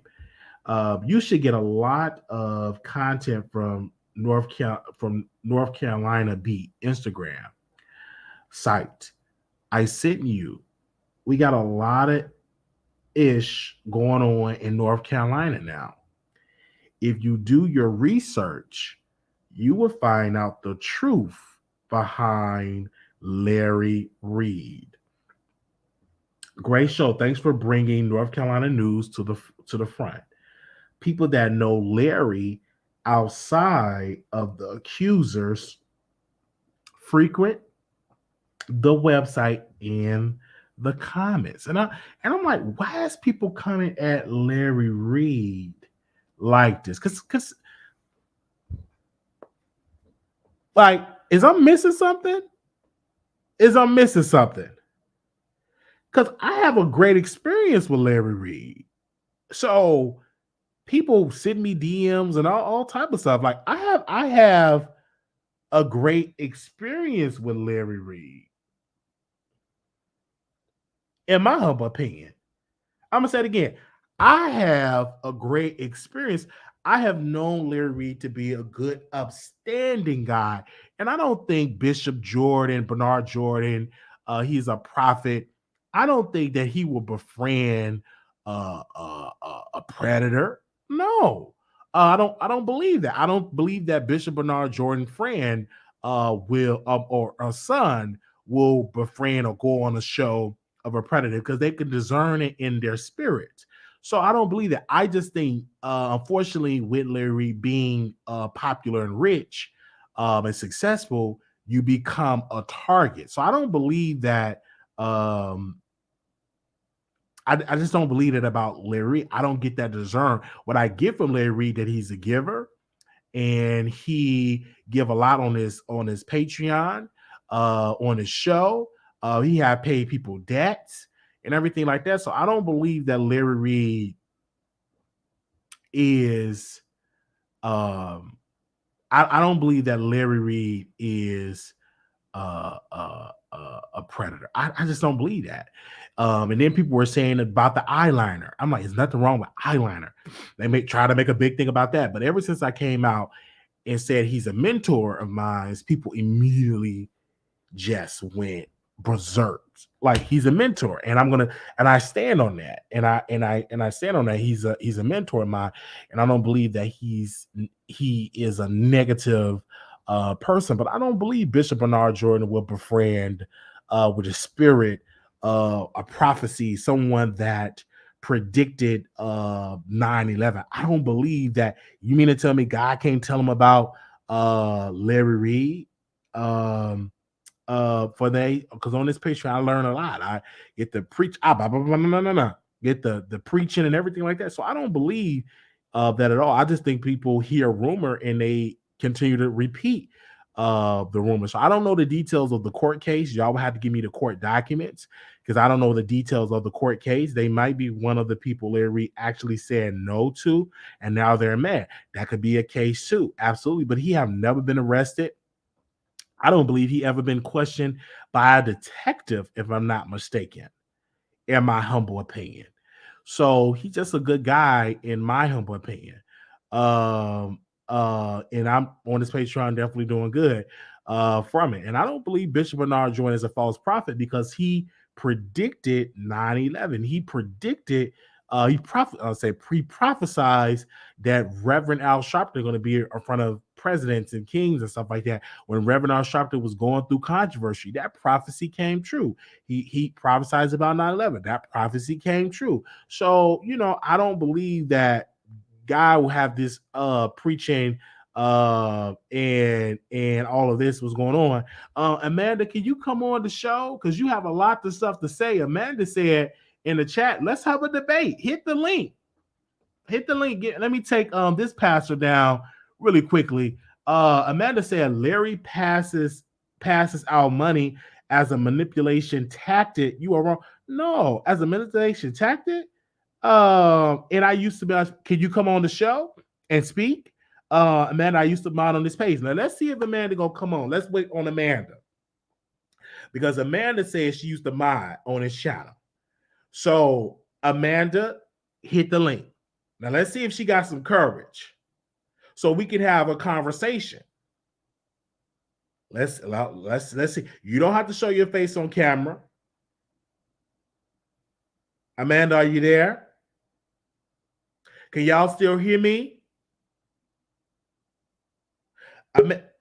Okay, let's see if that's Amanda on there. Give me a second. Let's see. Happy, is this Amanda? Hello, Happy. Can you unmute your mic? Yes, hi. This is Happy. No, this isn't Amanda. Okay, go ahead, Happy. Good morning. Okay, I had a few points. Like, just don't group all of the pastors together. And just because you don't think somebody is something, that doesn't mean that they can't be that. I have nothing against Dr. Larry Reid. Let's be clear. But just because someone is nice to you does not mean that they don't have a past or they haven't done some things you wouldn't necessarily agree with. Let's make that clear. And that's what's part of the problem in the world today, is because people don't want to call a spade a spade. At the end of the day, that's how a lot of these children are getting abused every single day, is because they see people, oh, they might start off doing something nice for them or whatever, or they think it's cute, and then this kind of stuff happens. You know what I mean? On top of everything else, maybe the threats of violence and everything else, like, come on now. We're grown. We're all grown adults. There should be no reason why you should have even said that. I know you keep saying, "Oh, well, that's my opinion." Wiley, come on now, you're grown. Well, for me, I'm only speaking my experience with Dr. Larry Reed. He doesn't give me that type. He's a great guy, upstanding guy. He never was arrested for a crime. He was never investigated by the authorities, never questioned, never in a criminal court system for this. These are just allegations. If you really research a lot of people, okay. One moment, Wiley. One moment. Excuse me. One moment, Wiley. Listen. I wasn't saying it like that. That's why I said that in the beginning. No, that's not what I'm saying, Wiley. You're taking it too far. What I'm saying is, don't say. I'm speaking about Larry Reed. Yeah, okay. And I'm saying, just because he's nice, do not equate that to that, because you're giving off the wrong impression for other people. Now, granted, most of the people that listen to you, okay, go ahead, Wiley. Okay. I'm more so. I thought you was letting us call in and say how we felt. I'm more speaking about Larry Reed, that I believe Larry Reed is not this type of person, because there's no evidence to prove that. He's never been arrested. He's never been charged. But this other pastor in North Carolina actually was arrested, actually was charged for messing with a 15-year-old. Exactly. And that was the first part I said. Like, at the end of the day, the first thing is this. You cannot put the bottom line is this: you can't put it past anyone, but don't say all pastors. Like, when that guy called earlier, he's like, oh, majority of the pastors. Like, oh no. I was in the comments like, next caller. Like, like he meant majority of the pastors in the world. Like, that is just crazy. Like, don't spew like the BS. You get what I'm saying? We want this to be a factional channel. I understand the facts. You get what I'm saying? Like I said, I like Dr. Larry Reed. That was Zaydan's opinion. That was a caller's opinion. I never said majority of pastors. That was a call. No, I know you didn't. Like I said, it was the callers. Yeah, I know you didn't say that. But what I'm saying is that type of stuff shouldn't be spewed. Like, that is like ridiculous. A lot of people always say majority of these pastors stealing money. Like, he's not the only one to have. Yeah, that's what I'm saying. But that's why I'm voicing my opinion. I don't feel that way. Yeah, that's why I called it voice my opinion, because I don't feel that way. You get what I'm saying? I just feel like you got to take it case by case, because that's like saying every friend of the family is a pedo. You understand what I'm saying? Or you saying, oh, majority of them are. No, regardless of what people may have been through, including myself. And yes, it was a friend of the family that has done it to me. I can admit that. But I'm a grown woman now, and I can understand that every friend of the family is not that way. I'm just saying. I agree. Thank you. Thank you so very much for that. And you calling in. I'm glad you calling in on this morning and correcting that and said, hey, it's not majority pastors. You have some very upstanding pastor. It's a minority of wicked people. And exactly. Like, just because that other guy that you got his face up there and Dr. Larry Reed, no, you don't have to confuse the two. No. Absolutely. You get what I'm saying? Like, you understand what I'm saying? I feel you. Thank you so very much. And thank you. And Zaydan, the caller said, I said what I said. Well, he could say whatever he wants to say. All I'm saying is those aren't facts. I like to deal with the facts, not the statistics per se all the way, not the speculation. No, the facts. And I'm just speaking on facts. And as I just admitted, I was, by a friend of the family. And you know what? It is what it is. But that doesn't mean every friend of the family. That doesn't mean every this or every that. You just never know. Especially, see, the best thing you could do, any parent in the world, is talk to your children. All right. All the time. I'm talking about since birth. Talk to your children. No Google Gaga. No none of that crap. And the best thing you could do is stay home with your children until they are at least able to talk for themselves. Don't leave them with anybody else, because this is why we're getting all these stories all the time. Oh, what happened at the daycare center? Oh, what happened at the school? Oh, what happened here and there? Because they shouldn't be with them. They should be with the parents. Somebody needs to stay home. Get comfortable. If you got to work, if you don't have your own business, then maybe you shouldn't have children. Wait until you are in a space and time and frame of mind where you can actually deal with your own children. You don't have to put them off on somebody else. All right. We thank you. I learned from my parents' mistakes. Okay, let's just put it that way. I would never. Anyway, you have a great day. Bye. Well, thank you so very much, sister. The people are definitely calling in, hitting the link and giving their. You can keep me in the background if you want. That way I can listen to it without the delay. Thank you. Okay. All right. I will. Thank you. Okay. We're gonna go to the next person. You're live. Hello. Good morning.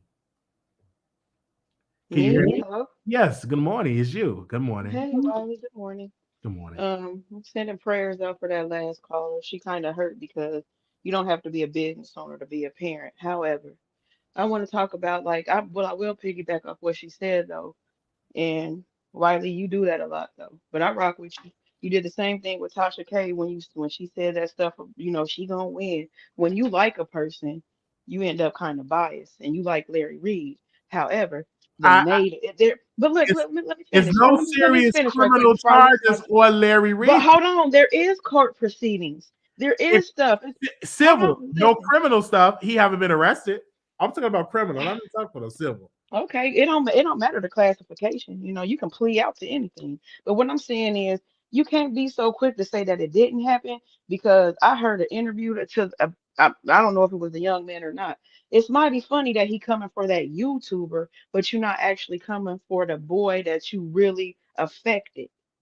You really messed that man life up. I heard his story. I listened to him, and he don't want clout. He don't want to be all over. He don't want his face shown because he's embarrassed that he was violated by that man. He moved on. He got a wife and kids or whatever. But if you do notice too, he quit saying that one bishop name, the one they were saying Bishop Rabalot or whatever his name is. You notice he quit speaking on him because he was giving them what he was looking for. They backed up off that bishop because the bishop was coming with receipts and facts and paperwork and lawsuits. No matter what he did, if he did set his church up, ain't none of your business. Larry got that tattooed eyeliner on there, looking like a monogamous man, looking like a little prince. That's not how Larry. Something is fishy with him. Something just ain't right. And again, like somebody said in the comments, where smoke is fire. Larry ain't all bells and bows. And again, for that last caller, we don't know the numbers on corrupt pastors or clergy. Because from what I see, they just busted what, like 600 what's them called, the popes over there or whatever they called in the Catholic Church. Not the popes, but the what's in the pastor, the leader of the Catholic Church. You talking about a priest? Yeah, the priest. They just did a big old bust on them where they affected over like 700 kids that done came forward. So yeah, it's a lot. It might not be majority. We don't know if it's majority or minority. The fact that it's even 1, 2, 3, 4, 5 is messed up because when you took that oath to get up under the cloth and lead people in the right direction, you don't take that as a weapon and use it to lure people in. So 9 times out of 10, this is how it works. And you said it too. Most rapes don't happen at knife point. It's usually somebody you know. So you gain the trust of these people, especially the person that you trust with your spirit and your soul to guide you the right way. So now that you trust this person, they will do you no wrong. They slip a hand on your thigh. They accidentally rub past your butt. Oh man, you looking good, or this, that, and the third. And you don't take those little digs or jabs or whatever. You just look past it because this is my pastor, this is my mentor, whatever you want to call it. But when it's time to full-fledged go in, you dang near feel guilty for telling them no, because this is the person responsible for myself or my spiritual, whatever. I put him in charge of that. So now you trust this person and you don't want to even tell him no because it can't be wrong what he doing because he a man of God. So it's a mental thing too. He a predator in my eye, in my humble opinion. I think the dude is fugazi. I really do. Well, for me, I can only speak on my relationship with Dr. Larry and speaking with other pastors I talked to. He's an upstanding citizen. He have never been arrested for any of these crimes or anything. I remember Larry Reed, the cousin of one of the accusers.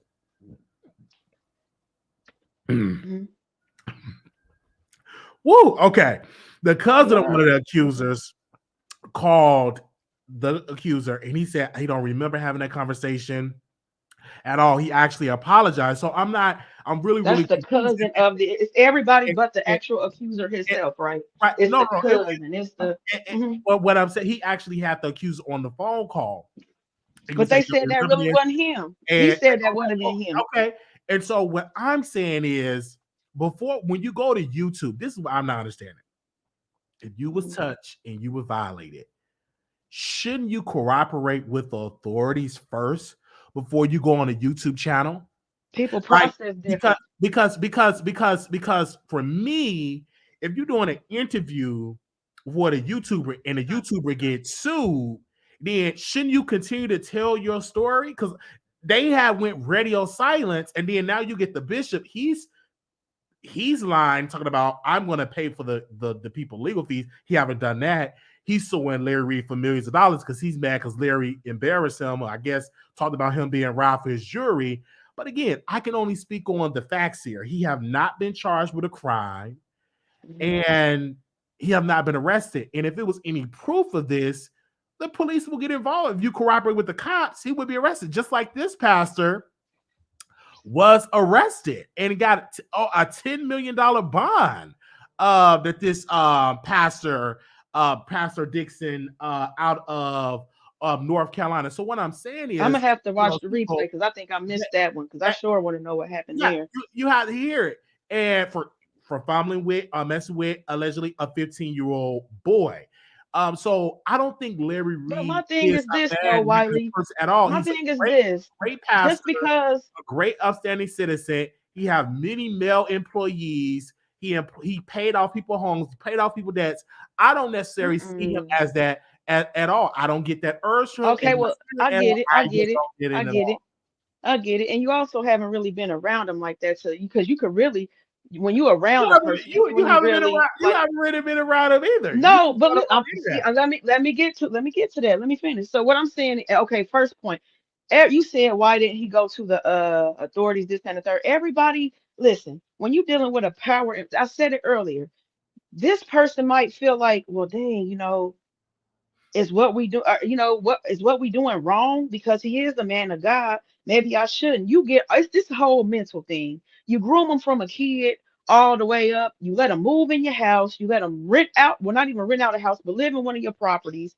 And so now you gain this trust, just like you doing with CTV. Yeah, I said it. But anyway, you gain this trust, and you and like he don't, maybe it's shame. It's a shame. He's ashamed to go to the authorities. Maybe it's he don't want to blow it up. He just want to handle it. But there are, it's paperwork. He has been accused, and I get it again. You like him. And I've never been, but just hearing him talk and move how he moved, and this is for some, and I'm gonna speak on behalf of some of the upstanding pastors. I've been around a couple, and they don't give what he giving. Dude is feminine, and I ain't said we all got feminine, masculine energy in him, but he more towards the feminine side. He said he sucked it. I mean, listen, I'm sorry. He said he give head. Come on, he done admit to giving and receiving. Come on, Wiley, man. But But we all but entitled to that's our that opinions, definitely and I doesn't rock with make it. him a predator, though. At all. He Mhm. was violated. He was a victim himself, and I'm not saying just because he a victim, he gonna And be a predator. But right. He was violated. And what I want to say to the brother, he's a father of daughters. I want to make that clear.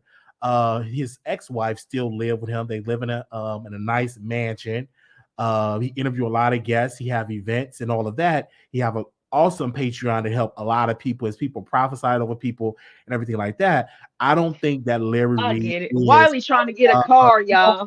no, I'm not. I'm not. Just I'm just playing. Oh, giving. it's a joke. I I, swear I'm playing. I'm I just know you're saying not. that I know I you're not. don't think that Larry Reid is that type of person. He's a good, upstanding citizen in these United States.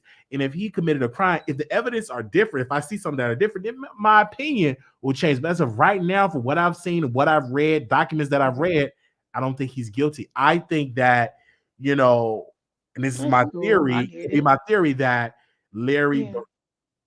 kicked them out of the house and he moved on with his life, and they're trying to throw it and say, well, he violated me, and knowing that could just mess up opportunity. So I'm just saying that, and until I see something else that's more concrete, then I change my opinion, I right? get it. Until I see And other somebody in the and find just right out quick before I go there, I mean, I'm sorry, he's guilty. Wiley, just right quick, and I know because you was raised in a church like me, but somebody in the comments said, so what is she saying? Gays can't go to church. Quite the opposite. I think the gays need to go flood the church to let these people, these religious people know that God love everybody.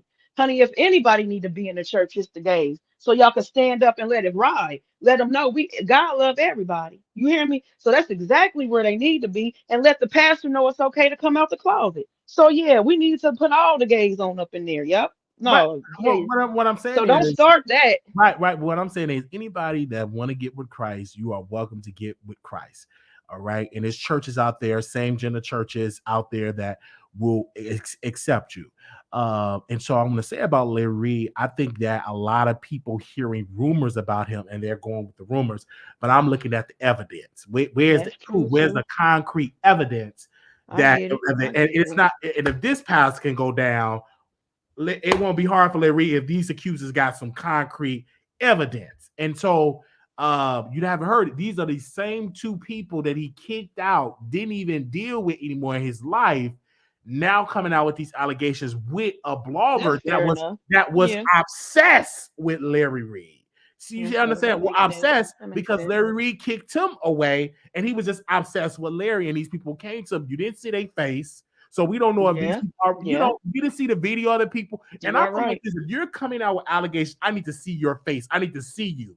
I don't think that you should be Such here serious allegations. You're right. because these are serious. If you have a serious, Hmm. people should be able to see the accusers. We didn't see the accusers. We still don't know how the accusers look. We just heard audio, and that can always be manipulated and stuff like that. So I'm just Yeah. saying that And the these court of popular opinion, you already know the people, absolutely. they try and everything. They try you and send you before you even get a I, chance. I'm So just that's saying true.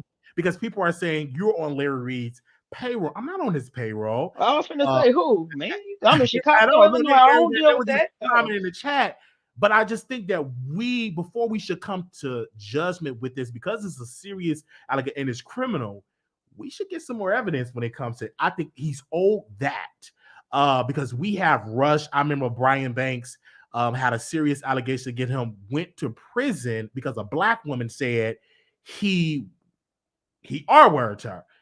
He went to prison. They sued Brian. The Brian Banks accuser sued the school district $1 million from the school district, and to find out years later it never happened. She lied. So, but that woman didn't go to And that's jail, no, didn't go to that's prison. sad. But Brian Banks' life was destroyed, right? And it's really And then you still got people who believe it, and probably. still got people that believe that happened. Let's go to the Central Park Five.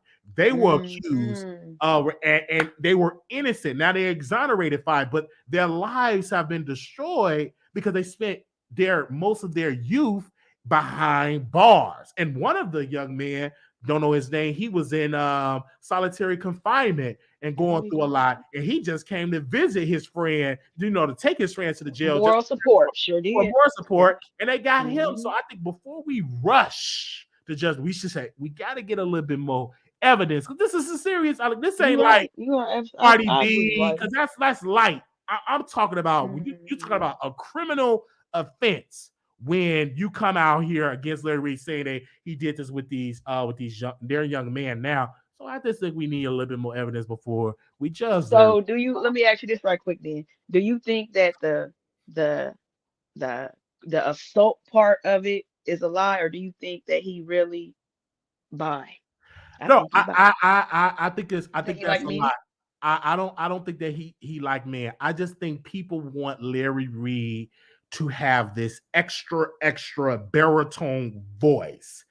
But I want to tell people I have been intimate with men that voices like you wouldn't even know that they were straight. You know what I'm saying? You wouldn't even know that that they were gay by their voice. Because if you just judge it by their voice, because you can't judge them.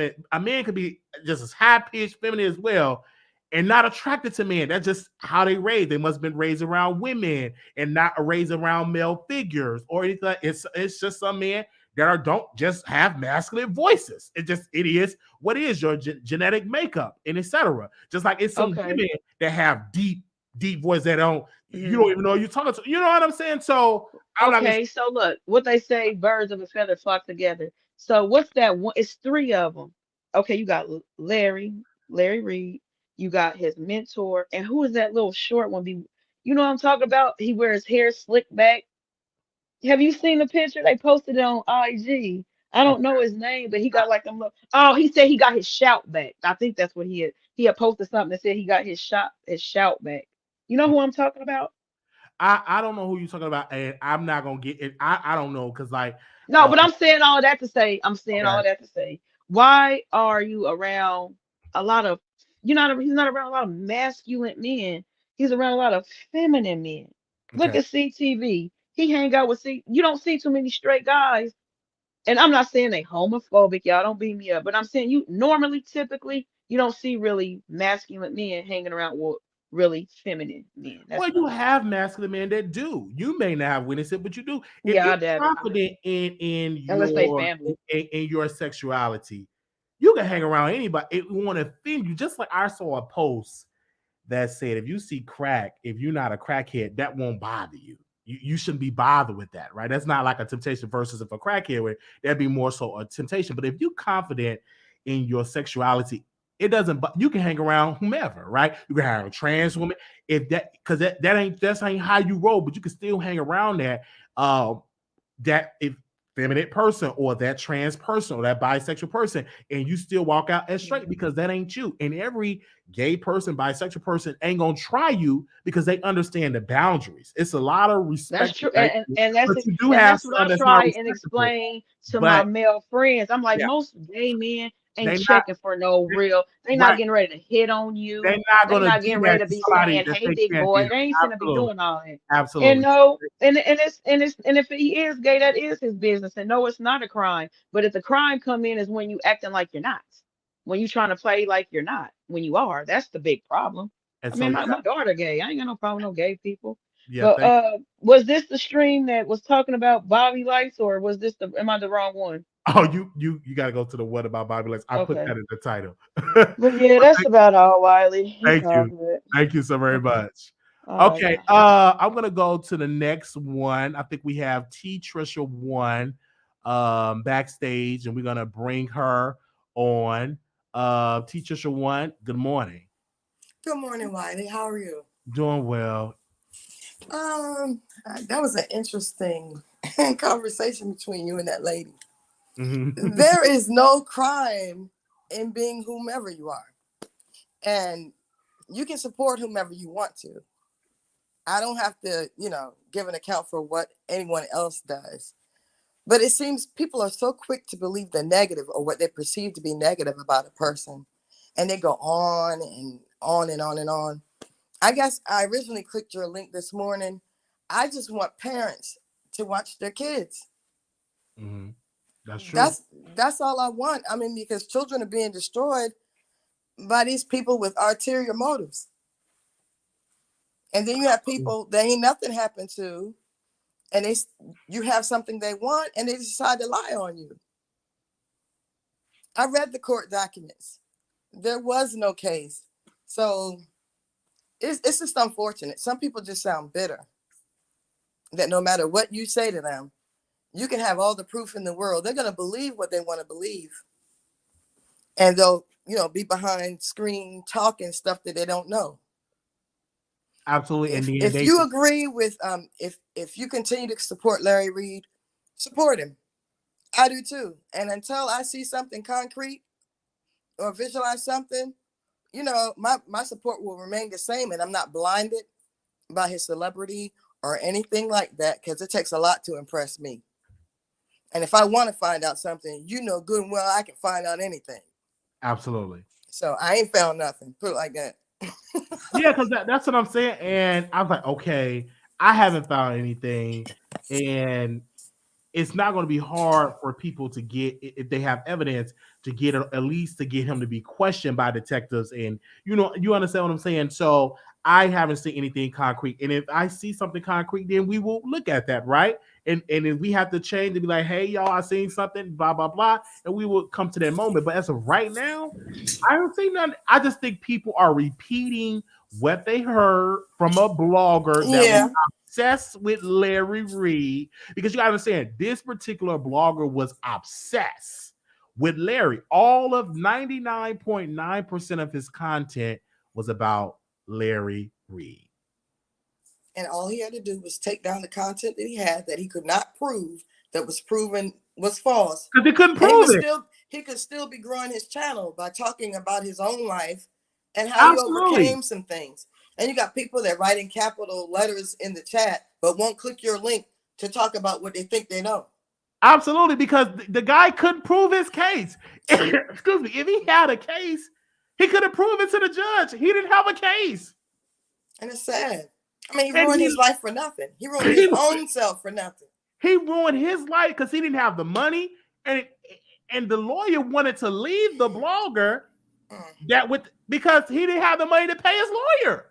He couldn't prove the case. And if it was such a strong case, why couldn't you prove it? And you got to understand, civil and criminal, the burden of proof is Amanda, I different. wasn't sent by anybody. I make up my own mind. Something you should do too, instead of typing in a darn chat. Right. And so let me tell you this. The burden of proof is different when it comes to civil and criminal. Right? The burden of proof is totally different. He couldn't even prove it in a civil proceeding. So why do y'all think this going to go to criminal? The man couldn't even prove it in civil. And my thing is this: if it was such a crime being committed, why didn't that blogger or vlogger cooperate with the police to get justice? But my thing is, there's still time. If something happened to any young person in a church, I don't care whose church it was in, there's still time. If they can go back and convict like Bill Cosby and stuff that happened in 1975, and I'm sure most of those people weren't even born in 1975, Absolutely. They can still go get justice. I don't want to see anybody hurt. And I don't care how much I might like a person. If you do wrong, you should pay for that. Absolutely. I agree. And it just bothers me. And like when people falsely accused, I can share this with you and with, I almost said your congregation, and with your chat. I have a nephew that's serving life right now based on a lie. Wow. A part of the sentence was appealed, and they threw that part out. And then when he tried to get the other documents, relevant documents, they mysteriously turned up missing. Wow. So I'm not quick to judge anybody because I know that people will lie. But then I also know people will use money to cover stuff up. So I'm not stupid. If something happened to these young men or that young boy that the pastor is being accused of doing something to, they need to go to the police and not hop around on social media. Just do it. Even if you don't think nobody will believe you, at least you'll feel some sort of release. I hate to see that happen to anybody because I know that it can lead. I know a person that was molested as a young boy. It eventually led to his death. And I don't want to see that happen to nobody else. And like I said, I don't care who the perpetrator is. Nobody's higher than Christ. I agree. Thank you so very much. And I'm a Patreon member on Dr. Larry Reed. I've been a Patreon member for a long time. I don't always watch all the content, but when I do, I get something from it. You know what I'm saying? Out of all the Patreons that I've joined, Larry Reed posts a lot on his page. And so until I see something else, as what we're talking about, you know, I'm on Team Larry right now. Well, thank you, teachers. Well, I'm not on nobody's team. I'm for what's right. I'm serious. Right. Whoever I want. I mean, right. I watch everybody. I don't always say nothing because I'm quick to listen and slow to speak. Okay. But when people just sound like uninformed or like they have a hidden agenda, I'll speak up. And, you know, people might view me as wrong. Someone accused me of being sent or someone of being sent. I rock my own world. Nobody sends me nowhere. And like I said, in my digging, I ain't found nothing. And this person know how to dig. All right. I know that for a fact. You know what I'm talking about, Teacher Shawai. Yes, absolutely. Thank you. And good morning. It's good to hear your voice on this. Yeah, I gotta go because I had to work for real. Okay. Okay. Thank you. Bye-bye. Bye You're bye. welcome. Okay. So this is a great conversation. This need to be had. Great show, Wiley. Thank you, boss lady. Wow. So we are still here. Happy. Did you want to say something else, or you were good?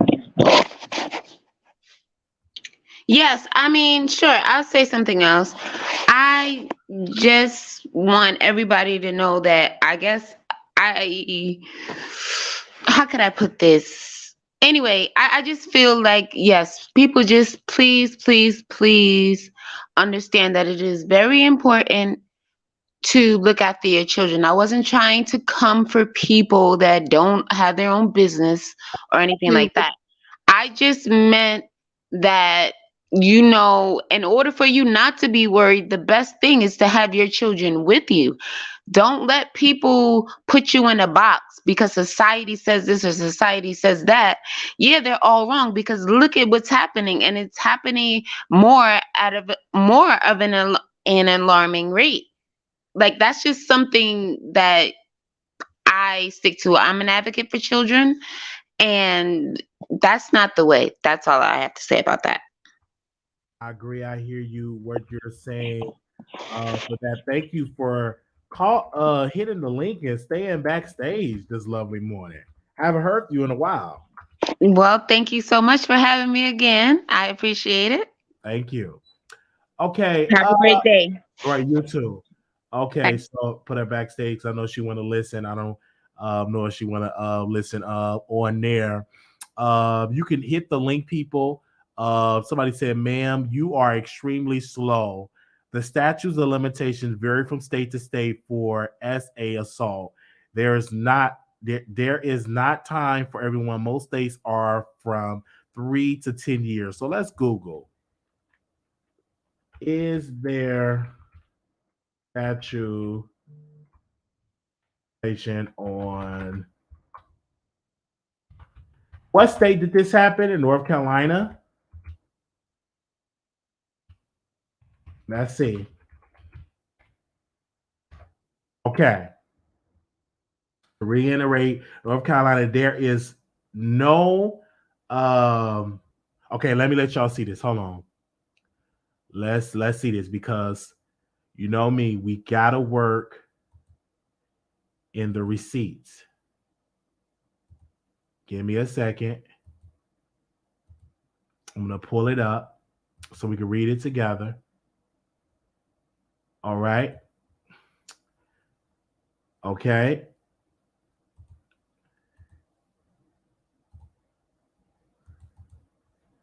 I want to read it together because people are saying what they're saying here, and we're going to read it together. So let me scroll. Oh, I done kicked off backstage.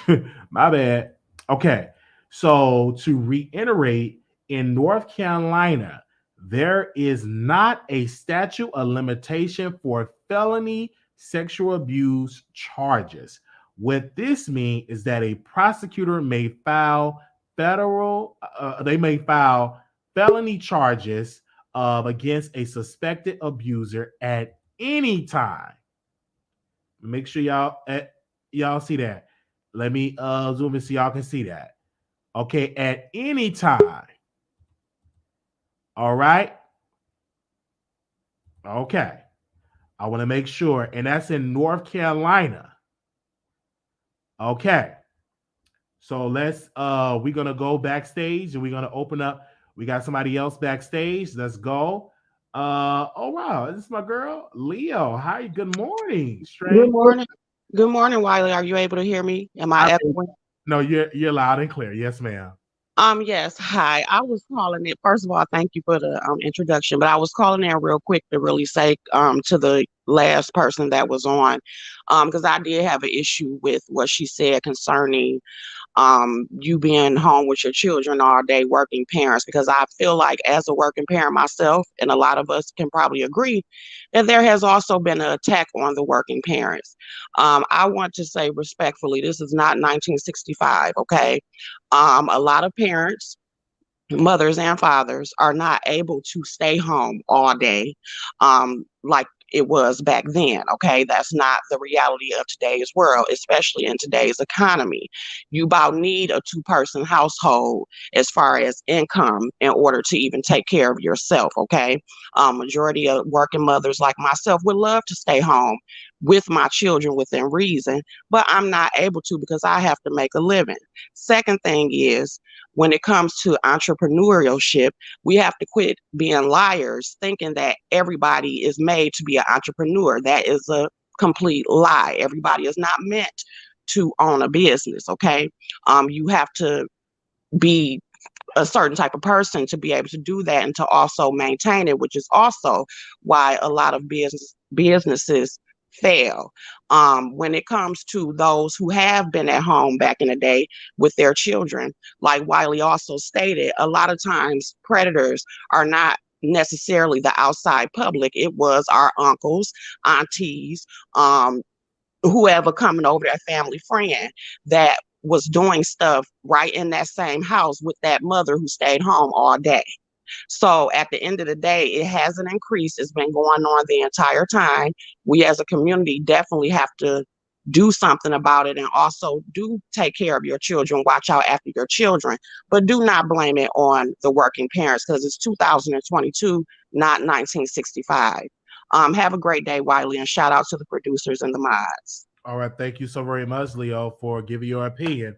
All right, she came in spitting that fire. Kevin, you're live on air. Can you hear me, Kevin? Hello, Wiley. I can't hear you. How are you? I'm doing good. This lovely morning. Okay, that's good to hear. Let me start off by saying this. Wiley, please stop. I know that Larry Reid's your mentor, even though he hasn't come out and said that he is. You proclaim yourself to be his mentee, but Larry Reid is a homosexual, okay? And we not gonna sit here and act like he's not, okay? So the thing is, if you go back and watch that video where Bishop Whitehead first confronted Larry Reid in the lady where he was when he was eating that big lady up, when Bishop Whitehead confronted Larry Reid eating that big lady, that same video, Larry Reid basically came out of the closet. That same video, I need you to go back and watch that video. So don't try to sit here and act like he did not. Larry came out of the closet on that video. Can I? Let me say something really quickly, because I think people get it twisted. It's not my job to put a person out of the closet. I don't have any evidence or proof of that, nor do you. You didn't see the man sleep with another man and everything like that. I'm taking his word for it. But let's do it for the sake of argument and conversation. If he is a same gender loving man, that does not change my perception or perspective of him. He's still a cool, upstanding citizen in this country. And so he's still a good provider for his family, a good provider for so many employees that he have under his company. So that does not bother. I think we live in 2022. Who gives a darn if you straight, gay, but Larry, not Larry, I'm Wiley. In 2022, like, that's not a big taboo now. Like, we in a whole Larry, Wiley. But it's up to, but it's not up to us to push. And I say this to my brothers and sisters: it's not up to us to say, "Oh, he's homo gay." Okay, is that a bad thing? Wiley, nobody said that. But the thing is, if you're a Christian up here, let them come on at a slow pace. Because everybody, like for me, it took me 19, 20. It took me to tell my mother about what I was going through. So everybody have their own role. Wiley, how they deal with things. Wiley, I did not say that. Okay, first of all, I did not say that. But my thing with Larry Reid is, do not play on my intelligence. Okay, my first video, the first time I ever watched Larry Reid, the first video I ever seen Larry Reid was sitting up there making fun of gay people, condemning gay people, basically sending gay people to hell. This is like 3 or 4 years ago. Basically sending gay people to hell. And I'm thinking to myself, this man up here is so feminine with makeup, clearly has makeup on, clearly very feminine, and he's sitting up here just being a hypocrite. How are you going to come to somebody as a teacher of the word, as a spreader of the gospel, as a preacher, with a hypocritical, lying spirit? Like, how? Like, you cannot play with my intelligence. Like, I know my people. I know you when I see you. I'm gay too. So let's not try to, conflate the issues about him. Oh, I can't pull anybody out of the closet. It's not pulling anybody out of the closet, because if you pay attention to Larry Reed, if you watch Larry Reed, he put himself out the closet years ago. He basically out of himself years ago. But I want everybody to go back to that video with Bishop Whitehead and the big lady who Bishop Whitehead ate up. The big lady. I want everybody to pay attention to that video, because Larry outed himself on that video. Now, when it comes to the case with the accused or anything, I don't care about. I don't have no parts in that. He wasn't convicted or anything like that. But don't play on my intelligence like I'm stupid or like I'm dumb. Like, don't do that. Well, for me, I always say to us in the community when we say, "Oh, he's gay," like it's a bad thing, It's not a bad thing. What makes it a bad thing? I never seen Larry Reed condemn a gay person to hell. You must not have watched Larry Reed, because I watched Larry Reed when he first came on YouTube. I watched him when he first came on YouTube. It didn't even happen. And if he did, he learned, he got knowledge, he got an understanding, and he have a change of heart. That's my point. He has changed over the years. A change of heart. But what I'm saying is, he have said that he was straight. He said he's not same gender loving, and if he was, he wouldn't keep that hidden. That's what he said. Just like the same thing that I've said about Storm Monroe. I don't think that we should force him out of a closet or anything like that. If whenever he's ready to make an announcement, he's going to make that announcement when he's ready. I don't think it's our job. The minute he did down that sink to dye his hair, he forced himself out of the closet. Right, to force people out of a situation like that, or to use being gay as being something negative. Like, no, if it's not, it shouldn't be a problem whether he say it or not. Okay, Wiley, can I say this? I never said. My thing is, I found Larry Reed when he first got on YouTube. He didn't have this many subscribers like he has done now. Larry Reed was playing to an audience to get the church folk. The church folk weren't going to go over to Larry Reed if he came out as a gay man, and that's when I say, That's not true. Just let me finish. That's when I say. That's when I found him and he was condemning gay people. Now, I do commend him, because over the years he has become very relaxed. He's become very open. He has, kind of, went back on a lot of stuff he started off saying when he first came on YouTube. But I'm saying that's how I found him when I first found him, when he first started on YouTube. And I looked at him as the same thing. And somebody in this chat says he also has a wife. And his wife also came out as a lesbian. So they were each other beards. So let's not go there, because a lot of gay men have wives. A lot of gay men have children. So let's not go there. Well, for me, I don't think that you can be at best he would be bisexual, because if you say gay, that means I've known gay people that don't like women. Most say he'll be bisexual if that's the case. Bisexual, gay, it's all the same thing. It's not the same thing, because bisexual, you like women. It's all in the family. Gay, you like men. Transgender is a whole different perspective. But when I want to say about Larry Reed, and when I interviewed him when he was in the gospel industry years ago, this before he did Celebrity Gossip, he's a great, upstanding guy, and he's still a great, upstanding guy. Whatever his sexual preference, that's his business. That's bedroom business. I look at his character. I look at how he pays people debt off. I look at how he's taking care of his family. I look at how he's taking care of his employees. I look how that's what he's supposed to do. How he's taking care of his subscribers and providing them knowledge about the financial sector, providing them knowledge about the housing sector, providing them knowledge about prophecy and all of that, giving us knowledge of the spiritual sense to know about your Bible. So I love that about Larry, and he's such a great guy. And I feel like it's a narrative because he's successful. Now they want to just try to bring him down. They trying to make him, label him gay. They try to label him this because he's successful. If he was just a regular guy, y'all wouldn't pay him no mind. But because he's successful in what he do, he got to be gay. He got to be this. He got to be that. But why can't we just say he's successful? He's great. He's doing everything good and everything like that. And then people were saying about the whole thing that CTV, Fox TV is his lover. That's a lie. What they said about CTV? No, they were saying that Larry and CTV are lovers. They was putting that rumor out there, and that's a lie. I don't think CTV is Larry's type. Larry likes me young and masculine. But anyway, my thing is, my thing is, Larry can do all of that for his community and still be a hypocrite and still be a liar. You can do all of things can be true at one time. You can pay people's debt, you can buy people houses, pay off people's student loans, and still be a hypocrite and a liar.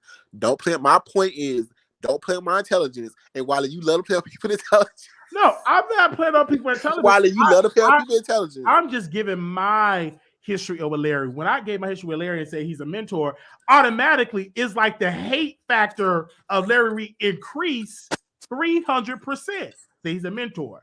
And not gonna get into deals what he have done for me personally, that's between us.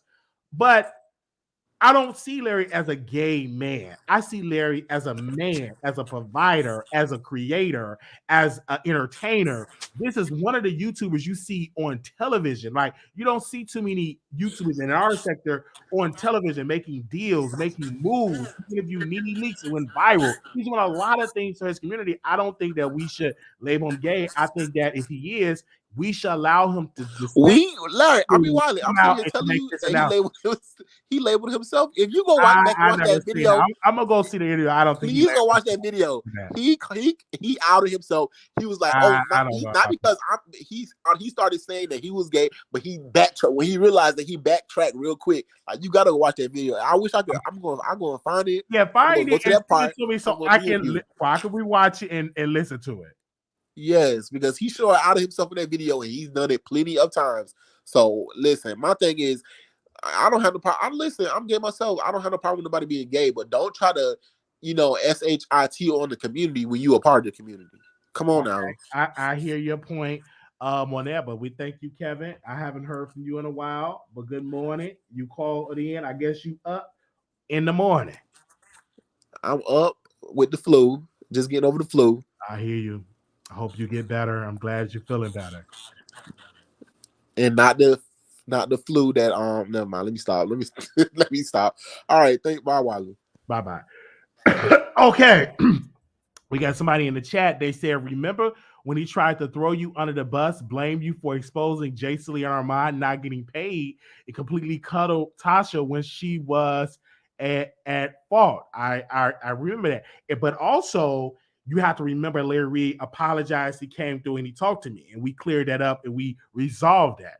Or last year during Christmas when he was leading an intervention for you to make you look crazy, and he apologized and everything like that. Everything came out and we cleared that up, and we had good odds. I'm a type of person where I don't hold grudges. We talked about it as man. He cleared it up. He's a great guy. He gave me great advice for this show. Well, you must be Wiley. You must be watching Barry because Larry tell on himself. I don't believe that. Show me proof of that. I thought Larry Reed was openly. No, you thought wrong. He's running a business. It's harder than being a worker. I feel you on that. You're right about that. Wiley goes where the money resides. No, he's a great guy. I've been knowing Larry before he became this big YouTube star. He was just a gospel artist. You know what I'm saying? Traveling in the gospel circuit. So I knew him before most of y'all fell in love with Larry Reed, right? When his online persona, I've seen him come up in this business, and I have no ill will with Larry Reed. I'm just giving you a great thing. And then you get Deidre. She say, Wiley, Larry Reed is Eddie Long, the 2022 version. That's a lie. Why would you say something like that? You don't have any proof on that. Is it Deidre? Deidre Johnson, why would you say something like that? Hit the link so we can have a conversation. Amanda said, and she won't hit the link, but she showed commented. Eddie Long was my most favorite preacher, pastor, but he doesn't get a pass. When he settled out of court, that's all I needed. Then he died on purpose. See, Amanda saying all that talking and stuff like that. And that's her opinion. I can't change it. Happy, you're back on. Did you want to say something? You hit the link and you came back on, Happy. Or you were done. But he said he wanted to stay backstage to hear the thing and the real time and everything. Remember? Okay. Yeah. You're right. I thought it was different. Thanks. Okay. He said he didn't know you at first. He know me.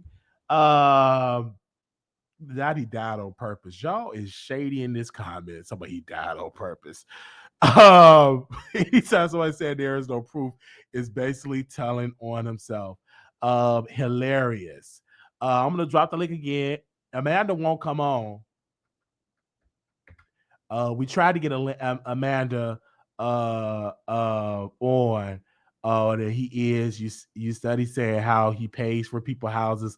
Look how Eddie Long paid for houses and cars of those men. Wiley, look at the infra of Deidre. Hit the link. He ain't nothing like Eddie Long. Come on now. He have not settled out of court. He have not been in no deposition for that at all with those accusers, anything like that. The YouTuber that y'all talking about, y'all don't even watch that YouTuber no more. You stop watching him. You stop watching him. You don't even watch that YouTuber that came against Larry Reed. Y'all don't even go over there and give that man a click of the view. That man be having 10 people in the chat. Y'all stop watching. So if he was telling the truth so bad, why did y'all stop watching? Come on. Why did y'all stop watching? Y'all, it was thousands of people in that chat. Y'all dropped that YouTuber like a bad habit. Come on, somebody. The YouTuber had thousands of people in the chat, and y'all stopped watching.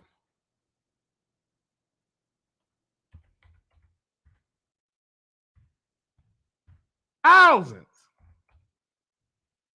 Can't even get 20 people.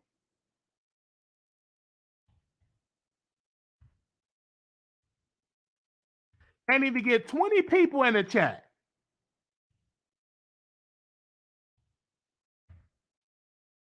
And y'all stop watching. And I'm not going to say no name because you don't know who it is. Who exactly? Y'all stop watching who?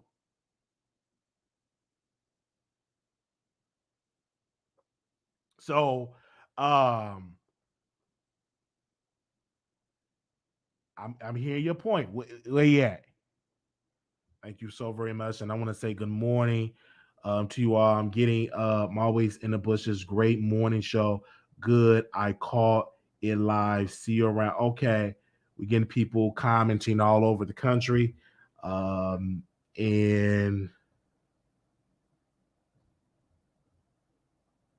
we get people all over the country. Good morning. All over the country calling in. Okay, now I got to put you on speakerphone because you ain't hit the link. So good morning. I'm sorry I didn't hit the link, Wiley, because I don't know how to work the link. I'm going to have to learn more about the stream. You just click on it and it connects you. You just click the link. Oh, okay, because I don't have no problem calling in. So first, it's pronounced Deja, not Deidre. All right, Deja. So second, okay, so let's get into it. This whole situation is reminding me of Eddie Long. I am not saying that, what's the word I want to use, because I don't want to get your video demonetized. I am not saying that Larry Reed went out here and raped young men, but just like that last caller said, you're not going to sit up here, he's not going to sit up here and play on our intelligence. Larry Reed is giving very much Eddie Long. Just like you said, Larry Reed pays for people houses. He pays for college education. He takes care of his employees. He do this. What is it giving? It's giving Bishop Eddie Long 2.0, the 2022 version. Eddie Long was buying cars. Eddie Long was flying them men. Eddie Long was paying for houses, education. Eddie Long was fronting money for businesses. And look what happened, just like the lady Amanda said. When he settled out of court, that's all we needed to know. That's all we needed to know. So, and I'm not, and I think what just confuses Wiley is, you're saying that we the people want Larry Reed to be same gender loving because of his high pitched voice. It has nothing to do with his voice. We don't care about his voice. We know plenty of men with high pitched voice that aren't same gender loving. It's nothing with his voice. It's just the proof is in our face. The proof is in our face, from the eyeliner, the denial about the eyeliner. He's wearing eyeliner. And you know what? I'll even give him a pass on that because Prince used to wear eyeliner. And we never called Prince. Well, Prince was called that at one point, but we all know how Prince got down. Prince went into same-gender loving. But Larry Reid done said that he enjoyed, just like you said last night on your live, about the tongue in the butt. I mean, the bread box. Larry Reid like that, just like the last caller said. Larry Reid has even gave oral to another man. I just feel like Larry Reid right now, he don't know how to come out because he's afraid of he might lose that church audience. And if it's one thing about the church, they can sit up there and have men who are same gender loving, direct the choir, do the music, be the music ministry, do everything in the church. But the moment they come out and say, this is what I like, then they be ready to throw people out. We've all experienced some type of form of same gender love and hate in the Black church. So we're not going to pretend like that don't go on, because it do. It does. So I feel that last caller and everything that he said. Larry Reid likes to play on people's intelligence. We not forcing him to come out of nothing, because we know. We not saying that he's same gender loving because he do celebrity gossip. And be a straight man. Look how he's a straight man. Man that do celebrity gossip. Nobody comes to him and say, anything. The same way with Storm. Storm do celebrity gossip and say he's a straight man, but Larry Reid, I don't know a straight man that'll sit up there and comment on Storm's OnlyFans and still mention that he's straight. All right. Well, we thank you so very much for calling in, giving your thoughts. Thank you, Wiley. All right. Thank you so very much. If you are, you can hit the link. You can hear it clearly. So I have to put the phone up. So it's really simple. Hit the link and you can come on. I think we got another call. Give me a second. I'm going to call them back. Because someone called. So I have to call them back. Give me a second. We are talking about a lot in this live, and it turned into a Larry Reid topic for forever reason. It turned into a Larry Reid topic, and so we definitely are talking about this. It literally turned into a Larry Reid topic here, and so okay, here we go. Blue Skies, you're live. How you doing? Good morning. Wiley, I don't talk about your producers, but child, these people is weird.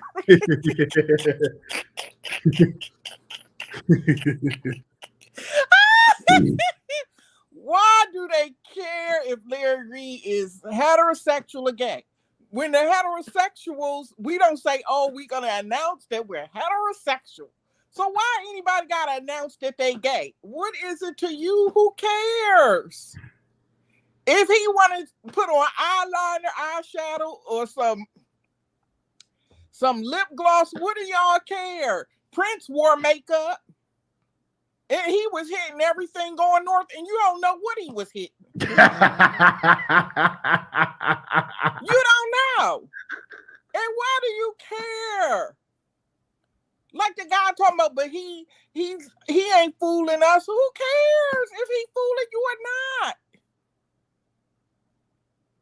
Then they talk about, oh, he paying for this, he paying for that, he Eddie Long 2.0. What? They just said the allegations, he took this guy to court, a one that y'all don't even know who he is, and y'all don't even watch him. We got the 10 subscribers. I know who it is, and I ain't gonna say it. And y'all don't even watch this guy.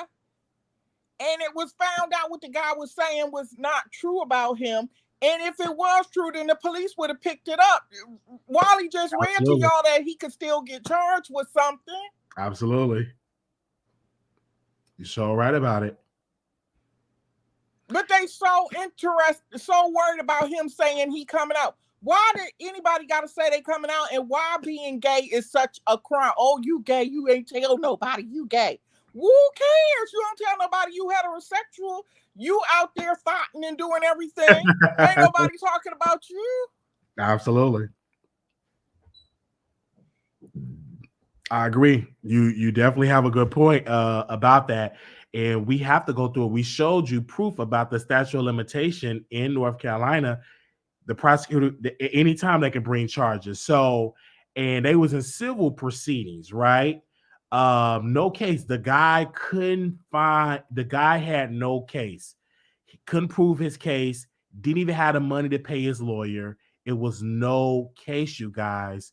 And the judge was like, "Do you listen? Stop talking about him. He's talking about you," because he couldn't prove it, right? He couldn't prove the case at all. And Larry once, I think he won a judgment, if I'm not mistaken, from the situation, if I'm not mistaken. But again, I never seen anybody announce that they were straight. I never seen anybody forced to say they straight. But when it comes to LGBT, they want to force people to come out or if you're gay, it's like, ooh, that person's gay. Ooh, oh, that person gay. You know what I'm saying? Now, I don't understand. I seen Larry Reed on his channel talking to a lady who has a church in Louisiana, and something happened, her brother and her and the father's estate and the mother's estate or whatever.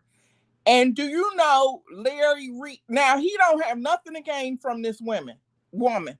He asked for a Cash App, PayPal, whatever, and the people there on the channel started donating to that lady. Larry Reed sent her something.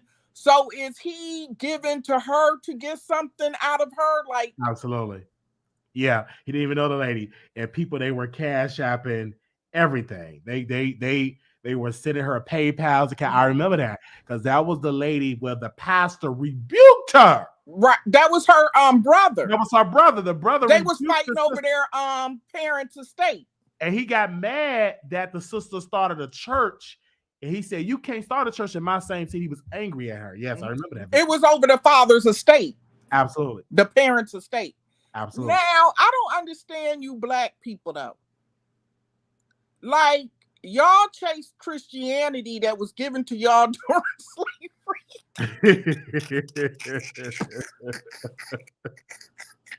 And y'all looking for a savior here on earth. And y'all need to be saving each other. Okay? But y'all don't save each other. Y'all go on vacation and N-word each other. Not y'all out there and producers, but I'm just saying, you know, people. And I don't understand. And you look up to these people in the pulpit and then you talk about them. But why are you looking up to them for your to save you? Save yourself. Absolutely. Preach to yourself. Encourage yourself and one another. Stop looking for a savior here on earth. It's not here. These people is trying to get by just like you. Okay? Now, Funky Dineva and black people, stop making a mockery of this girl, Shanquella's death. Okay? If you don't know the details of it, you know, you can report on what you know, but what you don't know, don't say nothing. Funky Dineva was all over the place with that video. He didn't even know what was going on. He said he didn't know what was going on, and he just want to talk about it so he could get a, hey, Funky, to get a click and a view. Right. Absolutely. Now, it is one lady I watched. She talked to the reporter that broke the case over there in Mexico. Like, absolutely. If you're going to talk about the case, like really talk about it so this girl can get justice or whatever. Don't just be talking about, why are you talking about the mother? And how she grieving? That don't have nothing to do with it. Absolutely. We're trying to get justice for Shanquella. That's what we're trying to get. Absolutely. How the mother grieve, whether she crying on when she go live or interviewing somebody or whether she not, it's not the here to there to nobody. Facts. Okay. Thank you. Thank you so very much. Good morning. Now, how do I get out of here? Oh, I see. Yeah. Okay. Bye. Good morning. Bye-bye. Oh, man. So we're going to bring him down over there. Good morning. We've been on this live almost 3 hours. I love the morning show because you get all type of callers and different type of callers that call in the morning, and then at night you get a different crowd at night. But in the morning you get a different type of crowd. So we did it. I felt it in my spirit. I'm going to say it again. I felt it down in my spirit to do this live this morning. And so if you miss it, go catch the replay. We did a live last night and stuff like that. And we did a live this morning. Okay. Also, you can go if you have not purchased a mug for our show, make sure you purchase a mug. All right. Purchase a mug. If you in the building, if you purchase, like, go to our store. If you have not been to our store to purchase a mug, I'm going to drop the link to purchase a mug, because we're trying to take this show, taking it to the next level. So we just need to get some more merchandise so we could do some things that we have planned. Yeah, I will drop that. I will drop that link in here. Again, also, if you in the state of Georgia, go vote. I'm not going to go vote. I want to say shout out to the state. I mean, shout out to the Senate for passing a law to protect same gender loving. And also, I think they're to protect interracial marriage. So that was really, really great. So if we get Reverend Warnock in office, what that free up the vice president to do more things, because if it continue to be a 50-50, that means the vice president can't really tour the country, because she have to break the tie. She really have to stay in Washington. So if we get another senator, that give the Democrats more cushion, and it take away the power for Mitch McConnell for saying no and all of that. So we need more people that have good plans. And I've read Reverend Warnock plans, and it's good plans for our country. He was one of the leading forces behind making insulin more affordable.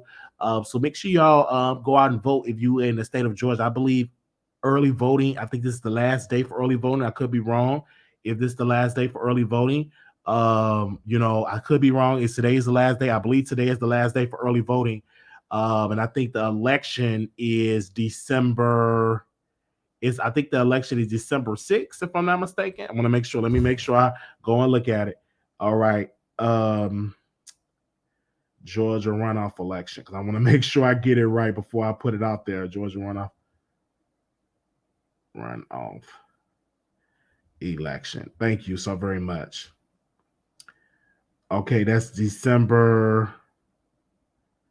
Yes, that's December 6th is the runoff election. So it's this Tuesday. So early voting starts today, and December 6th is the runoff election. So make sure you go vote, people. We definitely need it. And the Senate have been passing some great stuff. And when you vote, we must continue the same pressure on them. And also, you already got Republicans that are going to take over, the House. It's a slim majority, but they will have the majority of the House, and then you also have the Democrats over the Senate. And so again, we pay attention to what's going on in our political spectrum as well. I don't know if y'all heard about the trains. Our on the trains with the workers that work on the systems that are on the rail system. They're talking about going on a whole strike, and that will affect and cost our economy about $2 billion a day. So keep watching, observe. Observe. People are not weird. It's not that Larry is gay, is that he's being secretive as a public figure. He talks about people, so he doesn't have the privilege of not being discussed. I mean, y'all discuss him.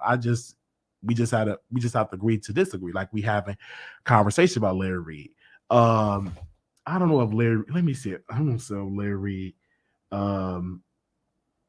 Let me see. Because let me see. Let me.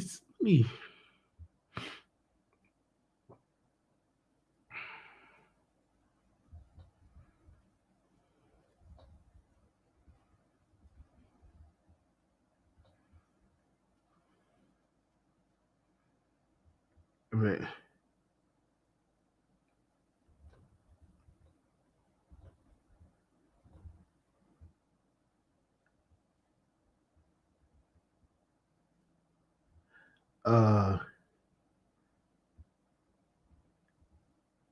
Let me see if I can get him on. This morning, people is coming at you, but I got your back this morning. Okay. All right. I don't know if you want to come on, but I had to let him know. It's December, y'all. Here we go. Wiley, don't call Larry. Just keep doing the show. Do y'all want me to call Larry? Because I call him. Let me see if he responds to that. I will call him in a second. I almost dropped my phone in the coffee. Public figures that stand in the church want to live by the word. No, the press. Let me see, because this ain't right. People always coming at Larry Reed. I stepped away for over an hour and a half. His live still going. Yes, the live's still going, but we got to get end it. But we talked about some good stuff in this live. Yeah, that's true. That's true. Yeah, that's true. Yeah. The reason Larry is being discussed is because Wiley brought him up as a topic. I read a DM because a viewer that will not call into the show said something, and we read it on the air. And that's why I brought him up, right? In the conversation, it dived into a conversation. And so again, Larry Reed is a very good guy, like he said, and it's just simple. As long as you spell my name right, as long as you ain't accuse him of no crime, anything like that, he's just such a good guy. I will next year, right, Paul? Next year, we will be attending his event. I never been to his event. I've been a Patreon for years now. We're going to attend his event that he throws every year. And we definitely going to be there to support Larry Reed. I'm definitely going to go and be there and support Larry Reed. So Blue Sky said, I'm going with you. Yes, you're on the Patreon, Blue Skies. We can definitely go together and have a good time over there. Have a good time next year, if it be the Lord's will. Hey, yeah. So we definitely go. Larry is right now looking. Oh no. And the people kept talking about Storm Road OnlyFans. He ain't really been showing no stuff on the OnlyFans. I was on there because for research purposes only, I was on the OnlyFans. And I'm waiting for him to really show some things. Yeah, I was waiting on him to show some things. For research purposes only, just for research, you know what I'm saying? And I was on there, and I want to see the action. Like, I'm going to send him a couple of suggestions to his OnlyFans. I'm going to send a couple of suggestions to his OnlyFans. And Larry Reed got him an OnlyFans. Oh, yes. Larry Reed got an OnlyFans. And they're going to be talking about having uncensored conversations about love making. And so I'm going to see how much that OnlyFans is. If somebody can send me that link to Larry Reed OnlyFans, I'm definitely going to go over there for research purposes only. I am already on I'm already on Storm Rose OnlyFans. We're gonna see about that, and then I'm gonna let y'all know what's going on, right? Larry was liking the Prince. Sister Johnson said Larry was liking that print Storm put up on Twitter. Me first per user, but I'm obsessed. You need to enter a certain facility, is what they're saying. Then we have another person that said, keep your foot on their neck. And so we definitely going to say about that. So we don't know. And people have a whole lot of stuff to say, but he's successful. He got money. He give, and he definitely successful. We definitely going to support. Back to okay. Somebody asked a question. I'm going to ask you this question. Wiley, back to your dating preference. LOL. What if your woman is the breadwinner? If she's the breadwinner, bringing in the bread, I think that would be an awesome thing, because we are a team. And with my bread and with her bread, we are a successful bread duo. So if she were to bring in more slices of bread than me, I don't think that it would be a negative thing. I think that when I come in the room, though you make more bread than me, you still will have to stand when I come in the room. I'm going to break that down. You make more bread. You must bring the bread in the house, right? And proceed to stand with the bread that you bring in because you make more bread. You still, as a woman, must humble and submit yourself to the man walking into the room. So just because you make more bread than me does not mean that you can't stand when I walk in the room, because a man has entered the room. So you must stand. The head of the household is in the room.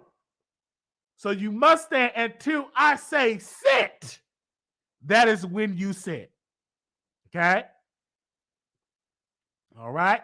I just want to break that down. Okay? Because in my relationship, my woman, she ain't gonna wear pants. She gonna wear long skirts to her ankles. I want hold on, let me hold the mic in here, because the woman, when she come, I want her to wear long skirts to her ankles, right? She can't wear short and you can see the crack of her behind. So she's going to have to wear a long skirt to cover up her body, right?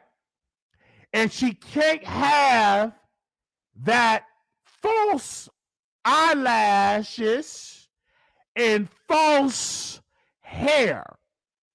So I'm saying this because the woman she's going to have that natural look. Not too, she can wear some makeup, but not too much. I want to be able to see that natural glow, that natural look. I don't want to wear her wearing 3 coats of makeup. I want to see that natural look. Come on, somebody.